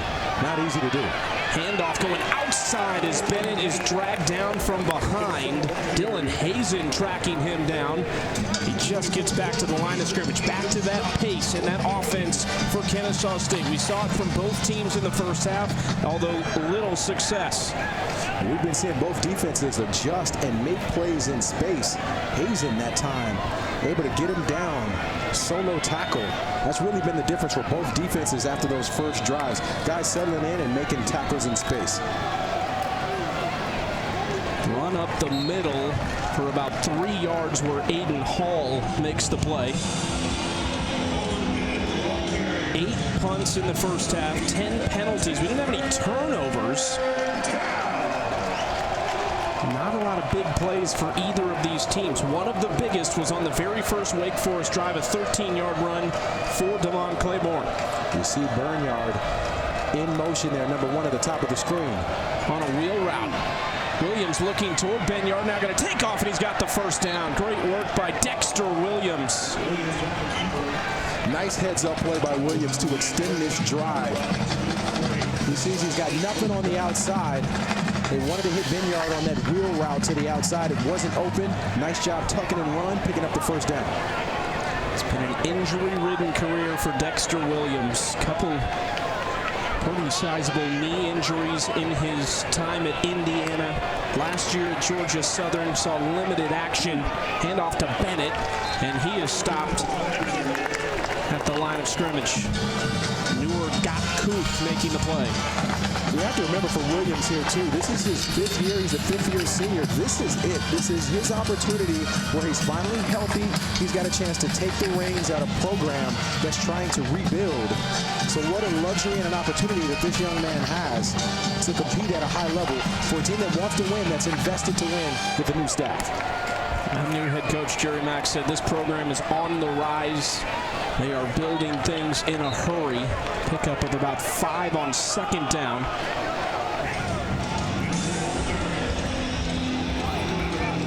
Jerry Mack, when he was at Tennessee, he and his offensive coordinator Mitch Militello, after they won the Orange Bowl in 2022, they're at the after party. Jerry Mack went up to Mitch Militello and said, "I'm going to be a head coach soon. You're going to be my offensive coordinator." And here they are about 3.5 years later. My question is, how come we didn't get an invite to the after party? What's happening here? Handoff up the middle on 3rd down, and Bennett breaking through again to move the chains. He has been really impressive. He's really hard to bring down, but a lot of it is because his center of gravity. He does a good job on the point of attack of getting his pads low so that when he absorbs a hit, he can still keep his feet moving and keep his balance. Excellent job by the back. Williams looking downfield. What a throw to Benyard. Inside the 25-yard line. Boy, Frank Casano, number 43, the backer, was trying to back out of there to knock this football down right over his outstretched arms. Williams was able to deliver that pass. Big pickup for the Owls. Pressure coming from the backside, throw to the end zone, and incomplete. Ends up being into double coverage. Prunty and Anderson there. Good job by Prunty coming over. He's number 3 from the safety position. He'll be to the right of the screen here, but he's going to come over and help. Make sure that he doesn't catch the football. Good job by the safety. Christian Moss will get a chance to take a breather after he was the intended target. 2nd and 10 from the Wake Forest 24-yard line. Ravar in motion, leaves Benyard at the bottom of the screen alone. Williams rolling out, now looking downfield. Great coverage there and a big hit after the incomplete pass. Quincy Bryant. Bryant's going to come up and just play lights out here, breaking towards the football. It's actually a good job by Ravar, not allowing himself to get lit up there, just protect himself a little bit by keeping his eyes downfield, but another big play. And this is a massive 3rd down here for the Owls as they're driving down the field. Find Gabe Benyard, number 1. He's usually the guy they try to lean on in these moments. He's at the top of the screen. Williams on the handoff again, trying to get outside a broken tackle, and tiptoeing down the sideline is Diggs, who is close to a 1st down, and they will move the chains. Both of these running backs, Coleman Bennett and Alexander Diggs, are doing an excellent job of breaking tackles and keeping those pads low at the point of attack. I love to see it. Able to pick up a 1st down and give themselves a chance to get this football into the end zone. Getting it done for Jerry Mack, who was in Jacksonville last year as the running backs coach, working with Tank Bigsby and Travis Etienne. Not bad company. Not bad at all. Fake handoff from Williams, who is tackled at the line of scrimmage. Langston Hardy, one of the Wake Forest defenders there. You have to understand, too, as a running back, potentially, when your head coach has NFL experience and he can tell you about what guys at the next level are doing, it's just so helpful for your preparation, for your confidence, for your ability to be able to play. Being able to lean on that knowledge is huge and a difference maker for these running backs for the Owls. 2nd and 10. This is big for Kennesaw State. We saw their starting kicker, Britton Williams, exit the game. Kind of hobble off after a missed field goal in the 1st half. We saw him warming up at halftime, but still a question mark if he will kick in this game when it comes down to it, or if it could potentially be the true freshman, Daniel Kinney. We've seen special teams be a problem on both sides, not only for the Owls with the 2 missed kicks, Wake Forest had their field goal attempt blocked. So special teams being the difference in this game right now. 3rd and 7. 3 receivers to the right of Williams. Looking on a quick out route there, and a one-handed grab is incomplete. Really going the field as an incomplete pass. It's 4th down. Would have been a loss on the play. Rushawn Tung was there immediately with Benyard. And here comes the field goal unit onto the field, and it will be the true freshman, Daniel Kinney. From the left hash, his first career attempt from Knoxville, Tennessee, and Bearden High School. From 29 yards, it is good, and Kennesaw State is ahead. Daniel Kinney, welcome to college football.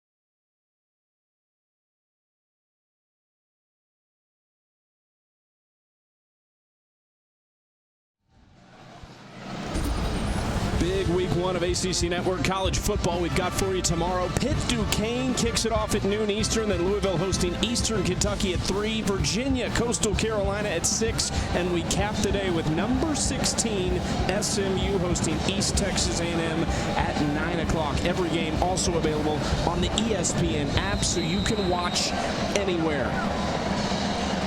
Kennesaw State has a 2-point lead on the road in Winston-Salem in week 1. Low kick spinning away from Barnes, who picks it up near the 10-yard line, trying to shoot upfield and knock down at the 26. And that's where we will see Robby Ashford and company for the first time. How about Jerry Mack and Kennesaw State? He's just the second head coach in program history, a program that played their first game at the FCS level on September 3rd, 2015. Had a tremendous run as an FCS program. Made the jump last year. Their first win ever came over undefeated Liberty. It was an incredible win for that program, and now on the road here trying to get their first ever ACC win. And that's part of what really gravitated Jerry Mack to this role was he looked at what was happening around campus and what was happening with this team. The big win last year, investment in the program. There's no way you could say no to it. Said he feels like it is a school and a program on the rise. Here is Barnes getting outside. Haven't seen him touch the football since early in this game, but more of the same for Chris Barnes, the speedster. This is what we've been waiting to see, is to get Barnes on the outside. Cameron Johnson, number 12, the tight end. Look at him to the left of the screen. He's the one who makes the key block to get the edge. Allows Barnes to get outside and upfield to pick up the first down. Ashford, quick throw out wide. Stiff arm along the sideline and steps out near the 47. That's Ty Clark, the third, agent 0 on the reception. Injury on the field. This is Barnes. Officials timeout for an injured offensive player. Not what they want to see out of somebody they feel like can be a really special playmaker for them this year and certainly moving forward. Yeah, he's the deep threat guy for them. Let's take a quick break. We'll be right back with more football.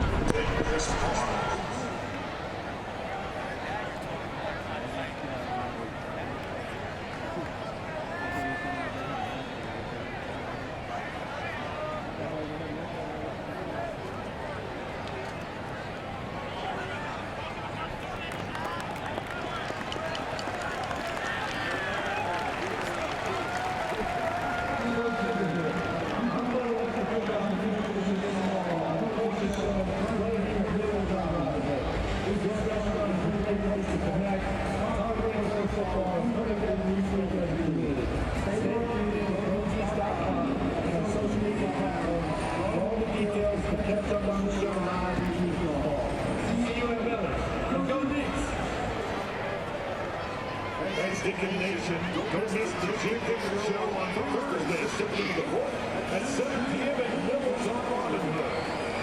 Join head coach Jim Dicker and Stan Cotton for an inside look at Wake Forest football. Can't make it in person? Tune in live on WBRF 98.9 FM with Wake Forest Sports Network. Or the Hill. All right, fans, down on the hill, waiting and the deep. It's time to mascot race. We're see which one can make it. Hold on first. Keep you ready.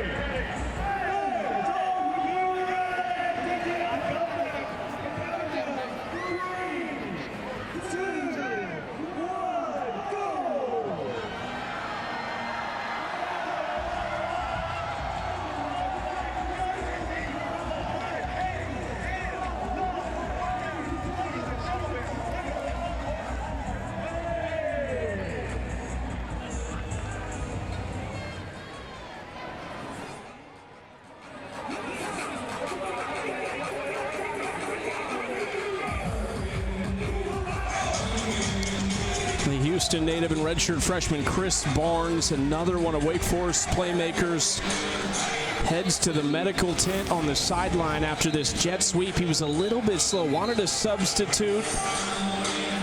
It's hard to tell. It looks like he might, something with the leg there. He's patting the leg. Now, there have been some new rules on faking injuries and things, but that's one of those moments where you can just get yourself down before the ball is set. You say you have an injury timeout. But for Wake Forest, we've talked at length about Claybourne being out as you get a look at him on the sidelines. If Barnes can't go, that might be both top options on offense out for the Demon Deacons. Ashford handoff to Clark, and they've got a first down.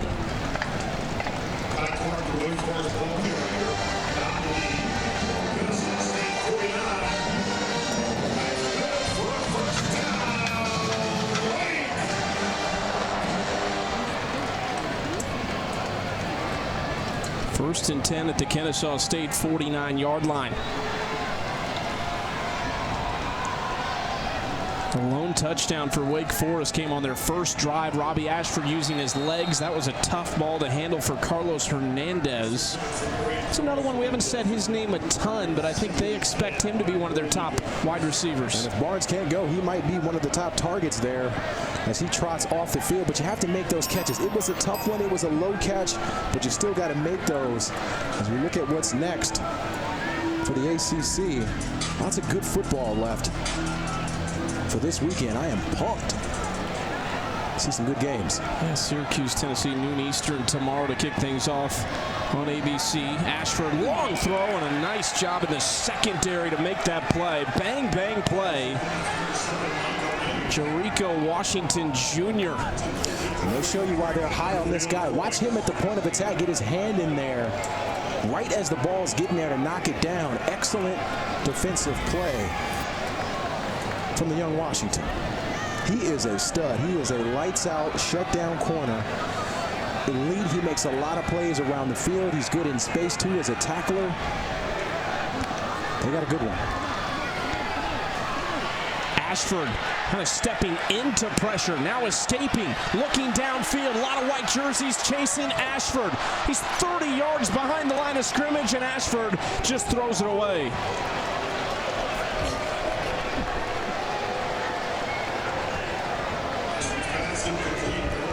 Pursuit from the big Tylen Dunlap, among others. Now, we've seen a few guys with what has looked like lower legs hammies. Some of that is dehydration. Some of that is exhaustion. So I think if you're both sides right now, given the tempo of this game, particularly on offense, you want to make sure your guys are hydrating on the sidelines, taking a break, because guys are looking winded. Punt is away toward Benyard, who's going to let that bounce. Great punt by Cal Joseph. Goes out at the 9-yard line. Tomorrow morning, 10 Eastern, the ACC Huddle crew will be in Clemson to get you ready for the Week 1 college football season. A 2-hour pregame show with previews, highlight featured players, and interviews. It'll also be available on the ESPN app. Clemson looks like they might be pretty good this year. Veteran quarterback, Kate Klubnik. Strong defense. Veteran coach, of course. Lots of positive stuff happening around the ACC. Tigers have done it their way despite the changing times in college football. They are going to be a force to be reckoned with this season. 1st and 10 at the 9-yard line for Dexter Williams, who has been impressive in his Kennesaw State debut. Here comes the pressure, and Williams launches it down the sideline. Again, it goes back to the positive for Wake Forest, and it is that defense that struggled so much a season ago. But they have held Kennesaw State to just the 3 points since the opening drive. That was a nice job by Bryant there, but we've seen Bryant in the backfield. We've seen Hazen make plays and Aiden Hall, 21. So the backers really showing up for this Wake Forest defense. Bennett in motion, empty backfield for Williams on the design quarterback run, and Williams is spun down after he picks up 11 yards and a first down by Bryant. This is an excellent job by Williams of taking what the defense has given him on this. Being able to get to the outside edge to make a play. And they're back up ready to snap this football. The design QB runs is something that Kennesaw State can use more this second half, giving Williams the opportunity with the football in his hands as a runner. Now on the ground and some space for Bennett as he gets 13 on first down, but there's a flag back near the line of scrimmage. We've seen penalties, stall drives on both sides. Let's see what the call is. Offense, number 56. 10-yard penalty. It's still first down. We got Jadarius Lee here, number 56. He's leading on this play. He's the one who helps him get the edge to that side. Working against Gabe. A little bit downfield. Anytime you pull some jersey there, you can see that. It's an easy call for the officials. But we've seen both sides stall drives after building a little bit momentum with penalties. You said it, working against the experienced Gabe Kershke from Colorado State. Started in all 13 games last year, had 6.5 sacks for the Rams. Fumbled the snap. Williams able to corral it, but that is a loss on first down and puts them back at the 7-yard line. We've seen miscues from both teams really halt drives. And one of the things that, when I actually spoke to Coach Dickert, one of the things he said about his team was that they need to slow down and settle in. I think from both sides, I know they don't want to huddle on offense. I understand that that's not the MO, but sometimes adjusting it just a little bit to give your guys a second to breathe and ensure that you draw up the right play on the sidelines can be a benefit. Quick pass from Williams and nowhere to go near the 11-yard line for Lyndon Rivera. Shot Williams was all over him. So, Chucky, at Notre Dame, under Charlie Weiss, there would be plenty of instances where he would come to the sideline and say, everything we talked about going into today, forget it. We're changing it all. We're throwing it all out the window. Sometimes you have to do that when it's not working. And that didn't work either. Williams taken down at the line of scrimmage. Lohavichin on the stop, and that brings up 4th down. Kennesaw State can have to punt and give Wake Forest great field position. Now, I don't want to discredit both defenses because the defenses are playing well. They've adjusted after that first series. But offensively, the creativity piece of ensuring that you got the right guys on the field and the right call is what both sides need to do offensively. So sometimes huddling, sometimes adjusting the play, sometimes throwing out the game plan that you had coming into it can help you. Josh Hewitt from his own 2-yard line. This is a blasted punt over the head of Hernandez.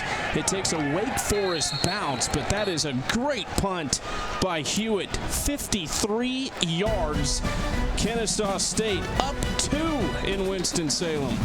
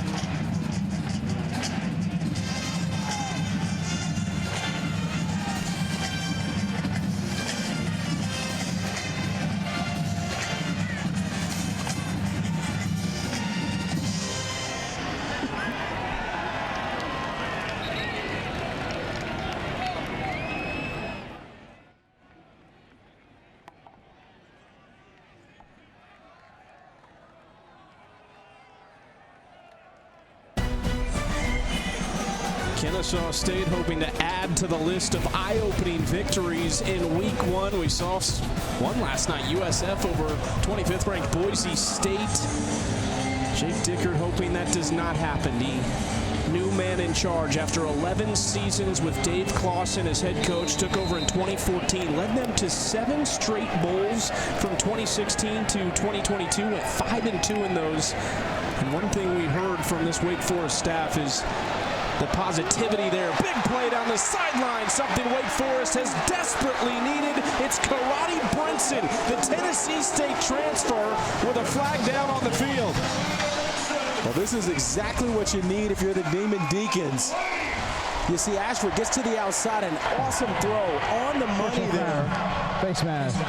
Defense, number 4. That penalty is half the distance to the goal. Automatic, first down. To hit Brinson in stride. And then at the end of this, Alexander Ford, horse collar there to add to that big play. We were looking for playmakers for Wake Forest. Who was going to step up and make a play? We finally get our answer. One of the first deep shots that we've seen Wake Forest take in this game. Brinson had a breakout year at the FCS level last year with Tennessee State. 71 grabs, 1,000 yards receiving, and 6 touchdowns. Give him a chance. Give him a chance. Now he's here. They got trips up to the top of the formation with him at the 3rd position, number 14. He's on the inside. Ty Clark, the back, with Ashford. Wake Forest star running back Demond Claiborne hasn't played since the first quarter. It's Ashford with his legs upended at the 7-yard line. Kelly on the stop for Kennesaw State. Any that time, the tight end did a nice job of leading up to give Ashford some room and some space. But anytime you're within the 10-yard line, going into the end zone as the running back, I'm always, you got to give me a chance, coach. Give me the ball. Ty Clark is in. He's number 0 to the right of Ashford.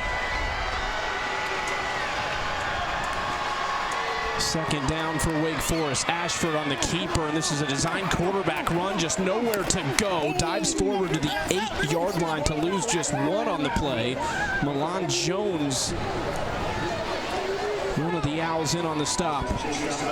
And it looked like Ashford might have had an opportunity to give that ball to Clark versus keeping it himself. It's going to bring up a 3rd down situation here. Now, we've seen all the problems as far as field goals and kicks have gone. They desperately need to get this to the end zone. 3rd and 6 at the 8-yard line. And it looks like another design quarterback run. Ashford pulled backwards awkwardly and then held up just shy of the 5-yard line. No flags on the play. It was hard to see how he got grabbed, but he did get jerked back.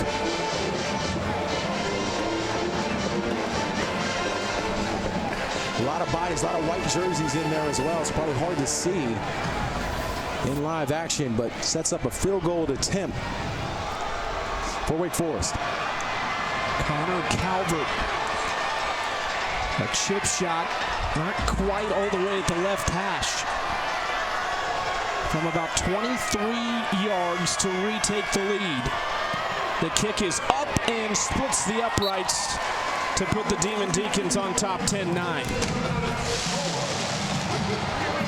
Let's go down to the sideline with Ashley. Well, head coach Jake Dickert is really focused on changing the culture of this Wake Forest football program, and he's got the motto of built in the dark. We've heard it all offseason. We've heard it tonight, and he says that's really about doing the tough, uncomfortable work when nobody's watching in the weight room, the classroom, the little details of preparation he believes will lead them to success. He says, I really want to focus about making this a blue-collar toughness type program, changing the way we build champions here. He said everyone wants the spotlight, but the true growth happens in the dark. Spent 3 full seasons as the head coach at Washington State after finishing 1 season as the interim. Went 23-20 there.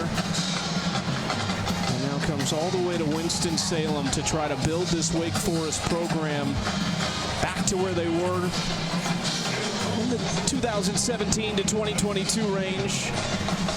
He's excited about the ACC. He talked a lot about the conference, how strong the conference is. It also made him gravitate to this role and to this opportunity. Really trying to change the culture and change the guard here.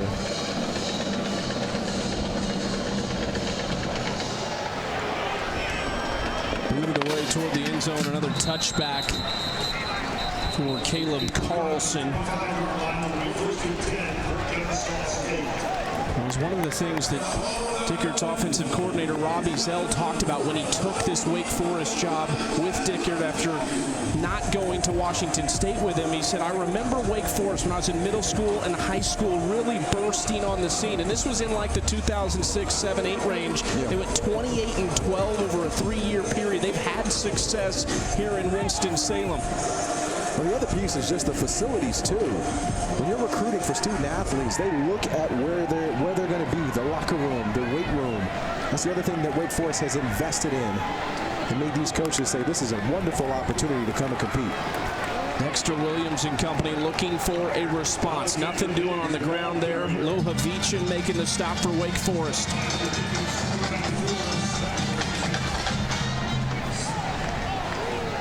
Kennesaw State going quickly. Another handoff up the middle. This one goes for about 5 yards for Alexander Diggs before Bryant stops him. It is the one place that Kennesaw State has been incredible on the offensive side of the ball is running the football. They have 154 yards rushing in this game. This is another one of those pivotal third down moments. Gabriel Binyard, number 1, is the guy they like to look to in these special moments as a receiver. He's to the bottom of the screen, number 1. That was their 32nd rush of the night, and haven't been afraid to run it on third down either. Short pass, though, out to Diggs in space, who's tackled by his shoestrings by Bryant, but they move the chains. Bryant really saved a big play here, despite it being a first down. Nice job of getting Diggs down from behind. A diving shoestring tackle. Williams in the pocket, looking downfield, one-on-one coverage, incomplete. In the direction of Tykeem Wallace, coverage by Lardarius Webb, the son of Lardarius Sr., who spent 9 years in the NFL for the Ravens. Webb did a nice job of staying in place there. Wallace kind of settled himself down in route. He would have kept going and kept running. He would have had a chance to get that football. But I like what we're seeing on both sides, at least taking the shot, taking the opportunity to see if they can get the football down the field. Gerard Bullock in motion. Williams looking across the middle. Open man across midfield. A big pickup. Wallace makes the catch, and they're in Wake Forest territory. Right back to it about 5 seconds after the end of that play. Looking downfield, has a man wide open, just beyond the reach of his intended target, Jordan Jackson. What a missed opportunity for the Owls here. They got up to the line of scrimmage and we're going fast. Look at Jackson up top. He is wide open down the field and just a little bit too much on it for Dexter Williams. He also could have got that ball up a little bit higher instead of throwing the dart. But a missed opportunity for the Owls. That would have been 6 points. Instead, 2nd and 10 with 1:32 to play in the third quarter. Kennesaw State trying to pull off the opening week shocker against Wake Forest. Williams hands it off, nowhere to go, dragged down from behind by Langston Hardy, whose dad Kevin was a former number 2 overall pick by the Jaguars back in 1996. Yeah, his dad was a Pro Bowler too. He was a heck of a linebacker back in the day. Good to see that lineage trickle on down. But they like Langston Hardy. He is football savvy given his father, so he just is in the right place at the right time a lot. Smart, intelligent football player. Younger brother Camden is also on this Wake Forest roster. 3rd and 10 at the 45-yard line. Empty backfield for Williams. Williams flushed out of the pocket. Going to use the legs with a flag down in the backfield. Williams picks up 15 yards, but we'll see what the call is. Yeah, it looks like holding there on the right tackle. Holding. Offense, number 65. 10-yard penalty. It's still 3rd down. I got J.T. Pennington. And you'll see him here to the left of the screen there. Number 65. Grabbing cloth. was holding the big Dallas Afalava, who stands at 6'1", 291 pounds. When you got a guy that size, you can't do anything but hold him. Jeez. I'd like to see you block a guy of that size. Get out of the way. 3rd and 21, the handoff to Bennett, getting outside. Another flag comes down after a gain of about 7 yards.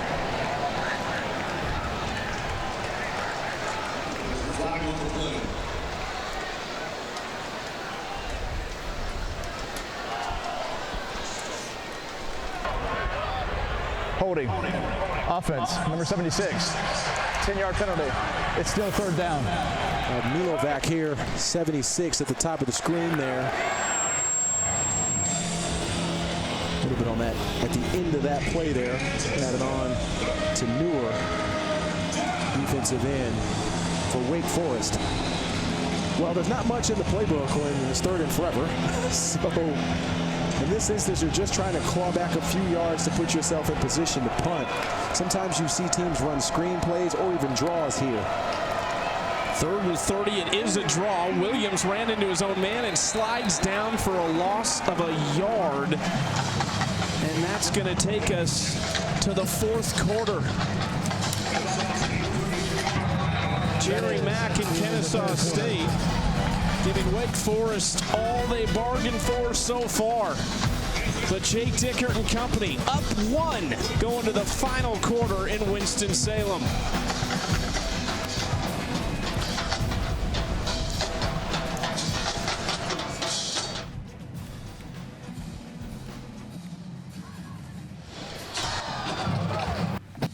All right, he's heading over.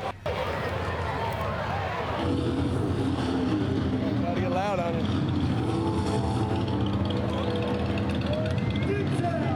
Well, Coach Dickert, you told me at halftime you wanted your team to take a breath and just relax a little bit. I saw you after that quarter pretty hyped up over here with your guys. How do you feel like they responded to what you asked of them? This is why you play the game, okay? It's a 4th quarter game. We prepared for this. We planned for this. We've trained in the dark. Like, this is the moment. Like, we got to get nasty and go get ourselves a win. And it starts at the line of scrimmage and reestablishing a run game. And so what is the key? What are you looking for from your guys to finish this one out strong and get that win in the opener? Defensively, we're starting to hunt up front, right? And if we can get another score where they got to pass, we got to have to go get them, prevent the explosive play. Let's go have a big drive right here to start the quarter. All right, Coach, thanks. Good luck. Go Deacs. Sounds good. Bow, chicka, wow, wow.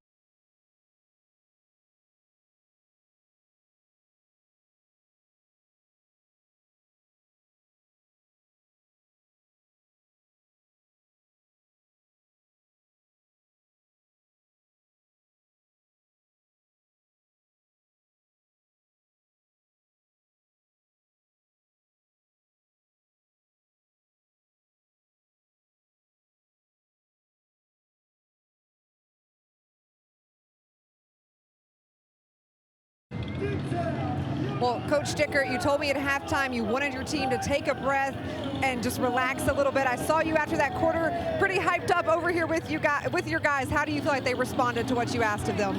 This is why you play the game, okay? It's a fourth quarter game.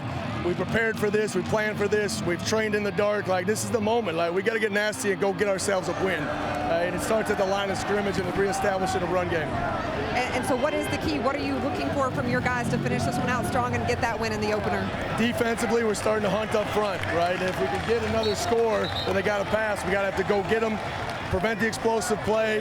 Let's go have a big drive right here to start the quarter. All right, Coach, thanks. Good luck. Go Deacs.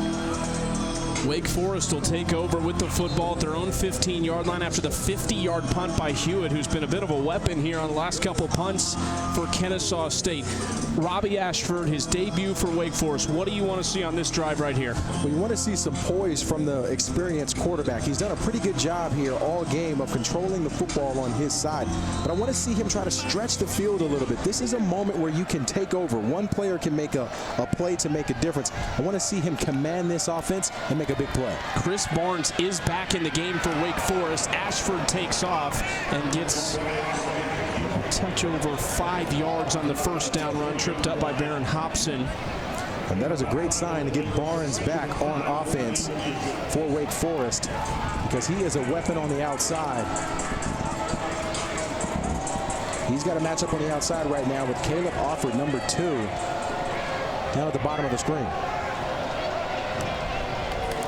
In motion, handoff up the middle on second down, just shy of a first down for Jamario Clements. Something to keep an eye on for Wake Forest, not just tonight, but moving forward. Their star running back Demond Claiborne, and his status for this team, as you see Garland Benyard, the brother of Gabe, down on the field.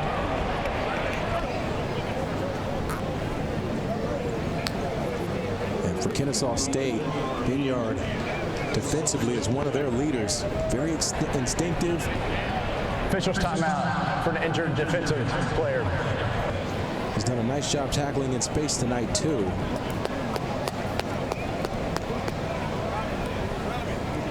Moving that head around. Trainers tending to Benyard. You saw Jerry Mack talking to Dexter Williams on the sideline, his quarterback.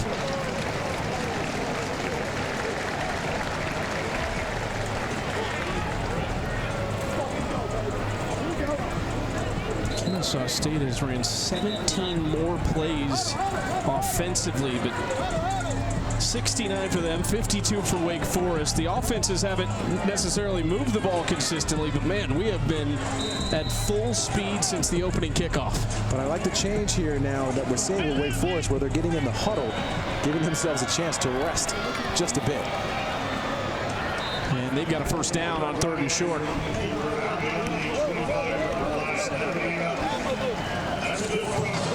It might be one of the first times that we've seen Ashford under center all game.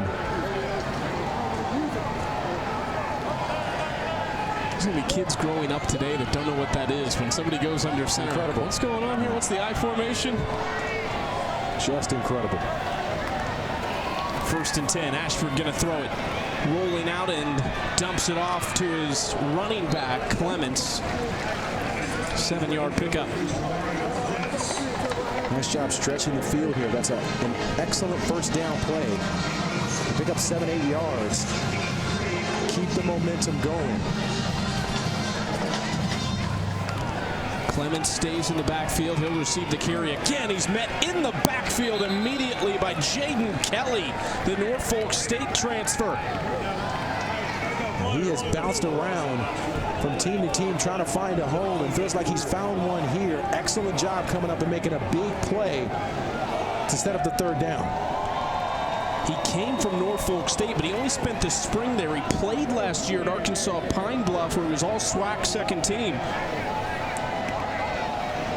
His play makes it 3rd and 4. Ashford in the pocket, throwing across the middle, and it's a first down, connecting with Micah Mays Jr. Now, this play took a while to develop. Nice job by Ashford just settling in there and allowing Micah Mays Jr. to get across the field and get open.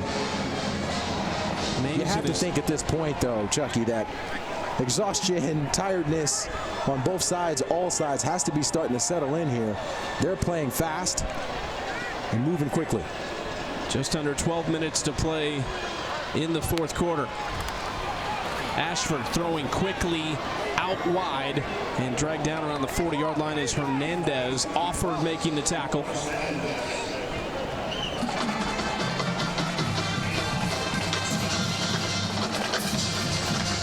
4-yard pickup on first down.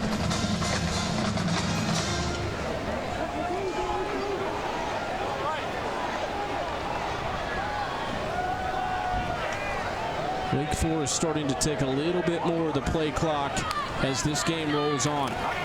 Ashford, clean pocket, stepping up now, looking for space, and he's going to run it. Knocked out very close to the first down marker, maybe just about a half-yard shy. We saw Ashford one time go up and go under center for them to run the football, to run the short yardage. It might be something they want to think about considering moving forward to continue to take time off the clock and methodically drive down the field. This offensive line is starting to gel, particularly this series up front. Try to lean on those big horses to get the ball down the field. Did move the chains, 1st and 10. Ashford play action rolling out. And really great coverage downfield. Tries to sneak it into Mays along the sideline. But two options on that side were draped. Jericho Washington, one of the DBs. Nice team coverage defense there by the Owls. Officials timeout for an injured defensive player. Jaden Kelly, who we just talked about moments ago, made that big play on second down, is down along the Kennesaw State sideline. Timeout on the field. 10:35 to play in the fourth quarter. Wake Forest by 1. Slowing the game down.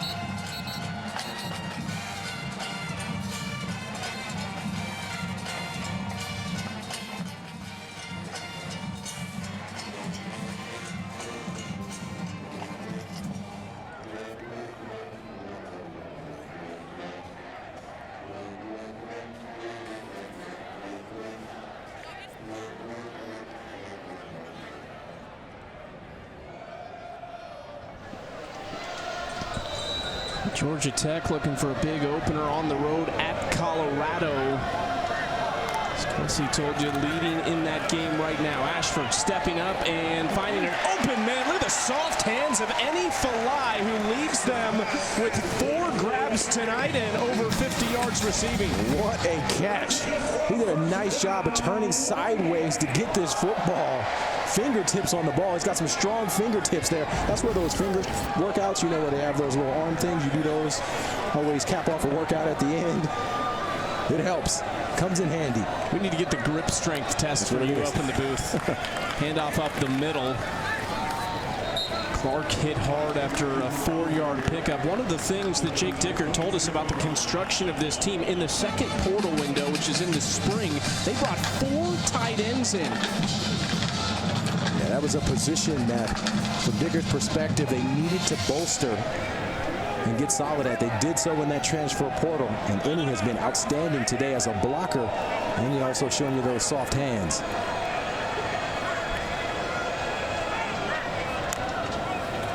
Twelfth play of the drive. Ashford over the middle. There's some soft hands too on the bullet pass caught by Mays. He's going to be just shy of a first down. You see Christopher there, number 46 for the Owls. Mike linebacker there dropping in coverage. Because of how much passing that's happening for Wake Forest on offense, these linebackers are just jumping back in coverage as soon as the ball is snapped. And maybe some opportunities for a QB draw when you see that. You talked about fatigue a little bit tonight. Tywan Christopher, a guy who didn't play last year, redshirted after a great senior season and state championship at Thomas County Central High School. He's a redshirt freshman out there right now, reaching forward for the first down, and I don't think he got it. Is Ty Clark again on the carry. That's going to be 4th and short, and a big play coming up here for Wake Forest. Now we saw them get into a huddle and then put Ashford under center and do a QB draw. Philadelphia Eagles style. Let's see if they repeat. Kennesaw State bunching up in the middle. Ashford, he didn't get there. Tries to spin out of it. Kennesaw State holds.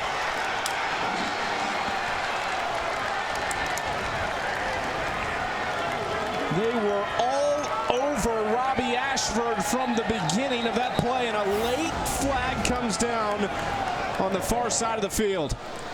And it was the center, Devin Kalani, that just got blown back. He did not move at all. He got pushed back into the backfield, and Ashford ran right into him. Tried to get outside to pick up that first down, but a big stop for the Owls. Result of the play is that the runner was short of the line of game. After the play, that's sportsmanlike conduct. Offense, number 2, 15-yard penalty. It's first down, Kennesaw State. He's out of frustration there. You can't have that happen. I understand the frustration there in the play. But we've touched on this a little bit, just the idea of taking a timeout to ensure that you have the right play. Media timeout. And the right moment. We've got 8 minutes left in this game. Wake Forest clinging on to a lead, but the Owls got it on the other side.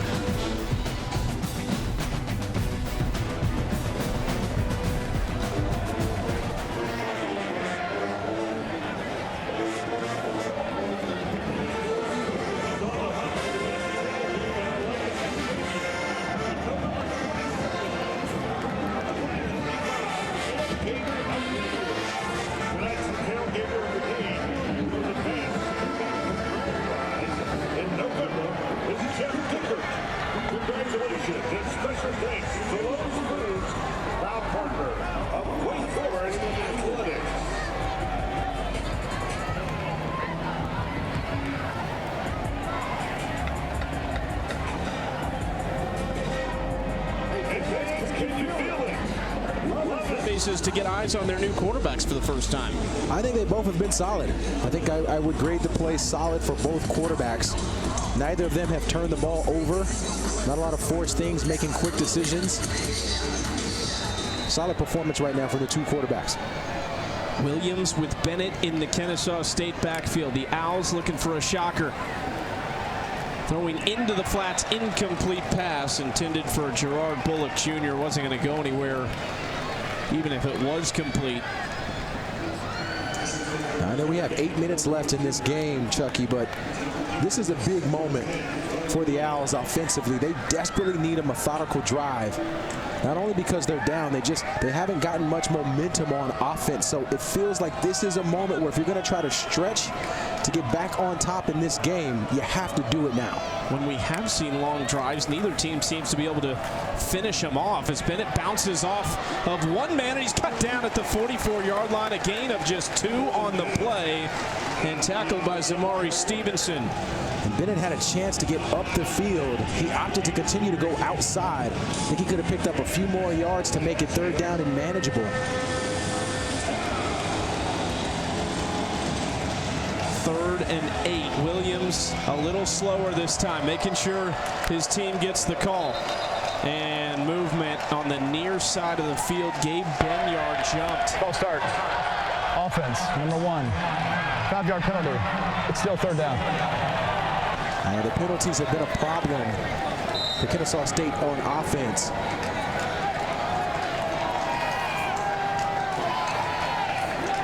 Now, again, it's not overly surprising because it's week 1, but in big moments like this where you're trying to fight your way back on top in this game, you can't have that happen. 9th penalty on the Owls tonight. 3rd and 13 now for Williams, and whistles and a timeout. Kennesaw State. Short timeout. Kennesaw State. Winding. It will be 30 seconds. And that is a costly mistake. Burning the timeout with 7:16 to play. It is not a good look, but you have to figure out and make sure that you're in the right play. For both sides. I've been impressed with Max so far in his debut with the Owls as their head coach. The running backs have been strong. We've seen multiple different guys play well. It's been a bright spot. Dexter Williams has been a bright spot. You and I had a bright spot yesterday at Timmy's Hot Chicken. Delicious. Delicious. Delicious.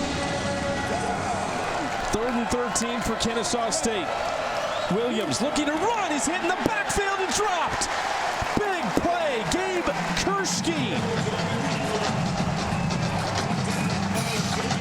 And he's got that big club on his arm, but Kurski's going to come from the left of the screen here on the flip move and gets him down, loses the helmet. What a play by the big guy. I saw Gabe when he was at Colorado State last year, got a chance to call his game.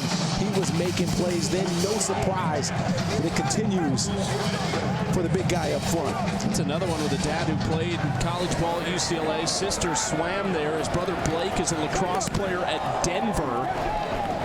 Spiraling punt along the sideline. Fair caught there by Carlos Hernandez. Wake Forest trying to put this game away in Winston-Salem over Kennesaw State.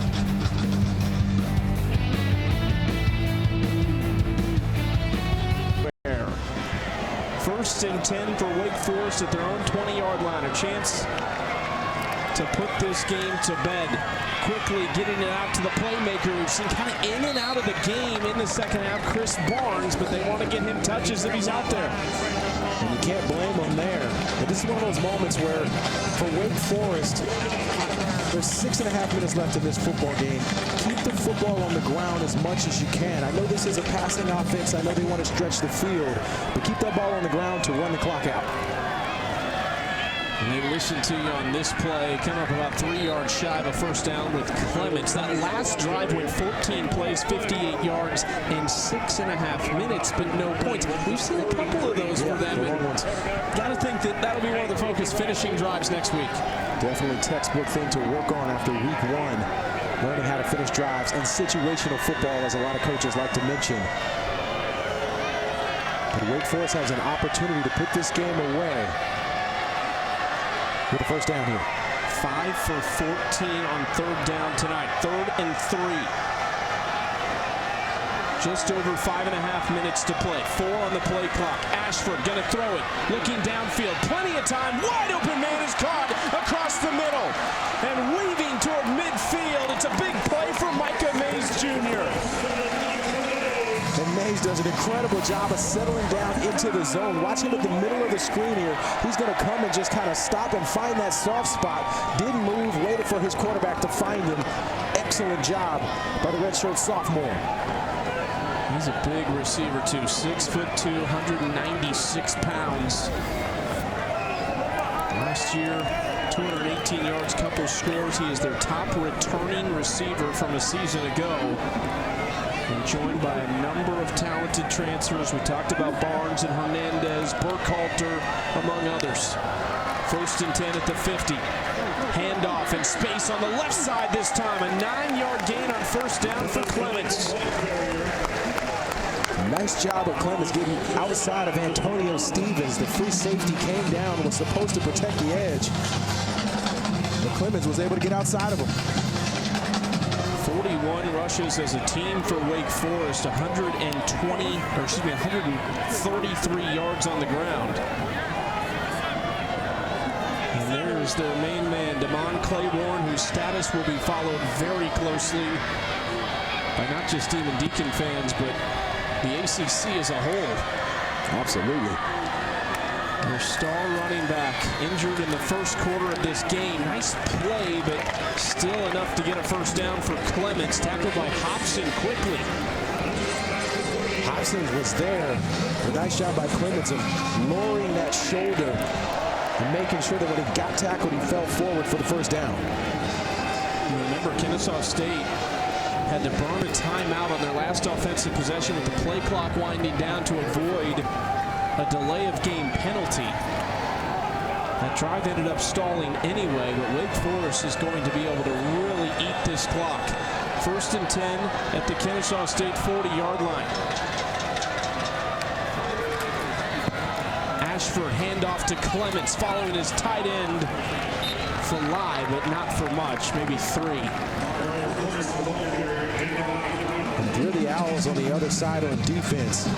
You'd like to see at the end of these plays guys trying to strip the football, trying to knock the football out of the runner's hands to give themselves an opportunity to get the football back. I played with a guy, Tom Zibikowski was his name. He was a safety at Notre Dame, and he was the best at punching that football out at the last second, particularly in moments like this. They're going to need some of that Zibby magic. You 2 hands as a running back right now? Yeah, every time. Running back, quarterback, 2. Anyone who's got the ball in their hands. It's Barnes this time. Out in space on the far side. A flag comes down as Barnes is pushed out of bounds. Would have had a 1st down. We'll see what the call is. I think this is coming back. Yeah, this is holding on Melvin. Holding. Offense, number 71. 10-yard penalty. 2nd down. Melvin Ciani, number 71, the left tackle. Barnes is running full speed when he gets this football. He's able to get outside, but you see the left tackle there hanging on to Garland Binyard. He got Ciani on that one. The tough part is not only does it negate a big play, but also stops the clock. That's the offended team. Tennessee has elected for the game clock to start with the snap.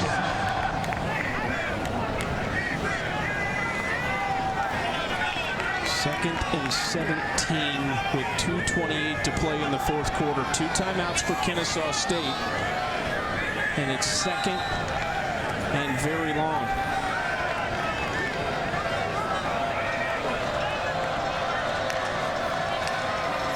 They're going to throw it out to Clark in the flat, headed toward the sideline. It does a nice job to cut it back. Only gets 2 yards, but stays in bounds. And we will have a timeout for Kennesaw State.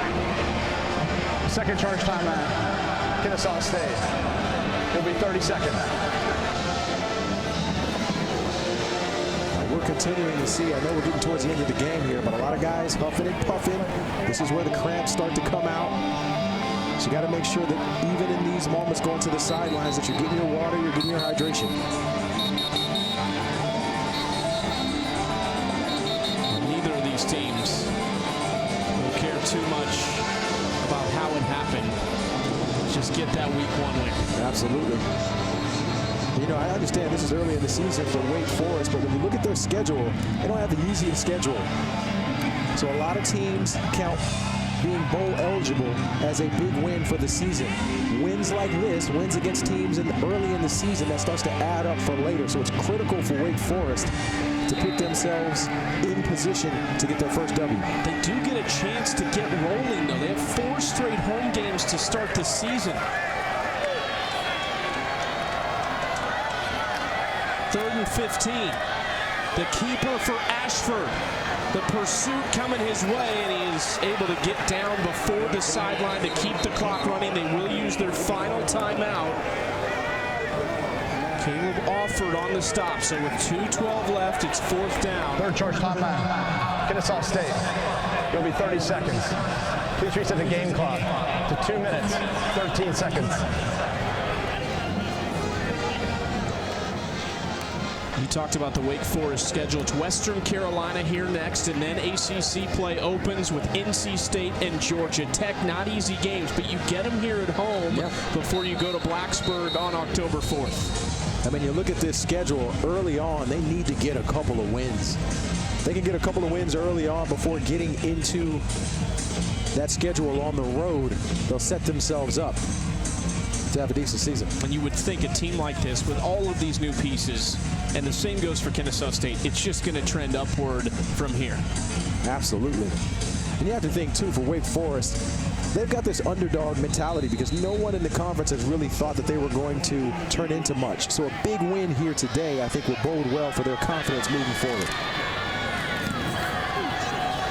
It's an end-over-end punt, and fielded at the 16-yard line by Gabe Benyard. And that is where Kennesaw State takes over. If you're Jerry Mack and somebody told you you'd have a chance to go win it at the end of the game at Wake Forest, you'd think you would take it. Yeah, you would take that in a heartbeat for sure, particularly on the road in an environment like this.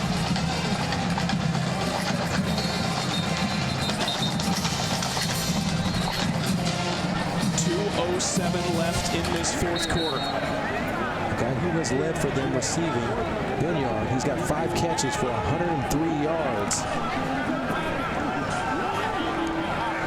He's number 1. Start in the slot. At the top of your screen, you can see his feet at the 13-yard line.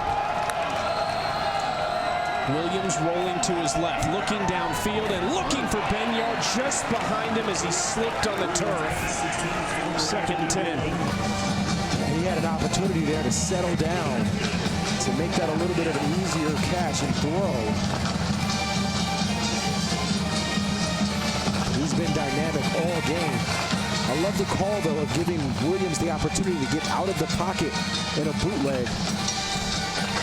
And look, there's 2 minutes left in this game. There's still time to methodically drive down the field. You don't have to overstretch yourself trying to get the ball down the field. Williams steps up. Wake Forest converging on him. There was a late hit that came in. He gets about a yard on the play, and that brings up 3rd and 9. And this is the 2-minute timeout. Big spot on the other side. 3rd and 9 for Jerry Mack in Kennesaw State.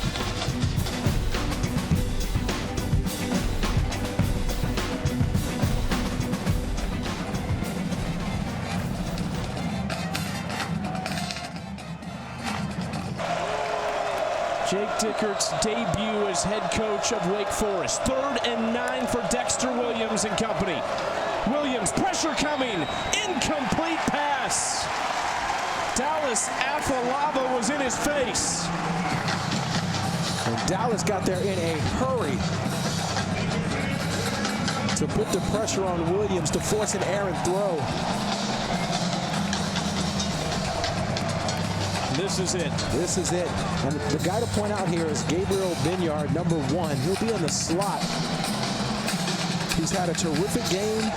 And if I'm Dexter Williams, I hate to say forcing the football to him, but I'm certainly looking his way to try to keep this drive going. Caught a 47-yarder earlier in this game for the biggest play of the night. Williams, pressure coming. Steps out and throws a short pass that's incomplete, and Wake Forest is going to hold on.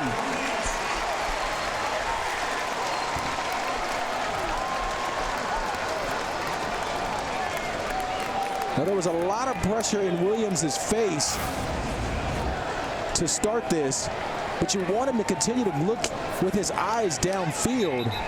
He got nicked and didn't want to give up on the play. But excitement from Coach on the sideline. He is fired up. And what an infectious energy he had. You know, we had an opportunity to spend some time with him this week, him and his staff. And I came out of that meeting saying, you know, I wonder if I got any eligibility left. Like, can I turn the clock back to come play for this guy? Because he just has that energy about him. I'd say he's a nice mix of sort of old school mentality, the toughness, but also with the newer school stuff where you can relate to the player and get on that level. They got a nice winning coach. There will certainly be questions about this Wake Forest offense moving forward, but we talked about the defense, who was one of the worst units in all the ACC last year. This was an impressive performance by them. They gave up one touchdown tonight. It was on Kennesaw State's opening drive. We talked about the prep that goes into this game. There's nothing on film of these players in these systems. Here they are defensively, though, after that first drive, having given up just 3 points. You got to give Dickert credit for going and getting a veteran coach in Scott Hazelton. That was the move. Hazelton has been in this game for over 30 years as a defensive coach. He's a brilliant defensive mind, showing itself early in the season here in game one. They first ran into each other when Dickert was a GA for Hazelton at North Dakota State. He said, when I got this job, there was one man I trust. He was my first call to bring in. And Scotty Hazelton said, it was really appealing to me because he called me and he said, go do your own thing. Go get your own staff. Build your own thing. But what a full circle moment for Hazelton, though, to have a GA, a former GA of yours, call you about a job. This goes to show you got to treat people right, build those relationships. Now you're working for them. It's awesome. But the thing he touched on with us that I think is critical is that the working relationship, understanding that you've worked with someone before and knowing what to expect makes all the difference. Well, after a successful 11 seasons of Dave Clawson, that era is over, and the Jake Dickert era has begun in Winston-Salem with a Wake Forest win in week one, narrowly 10-9 over Jerry Mack and Kennesaw State. Now, Chucky, when you're building a program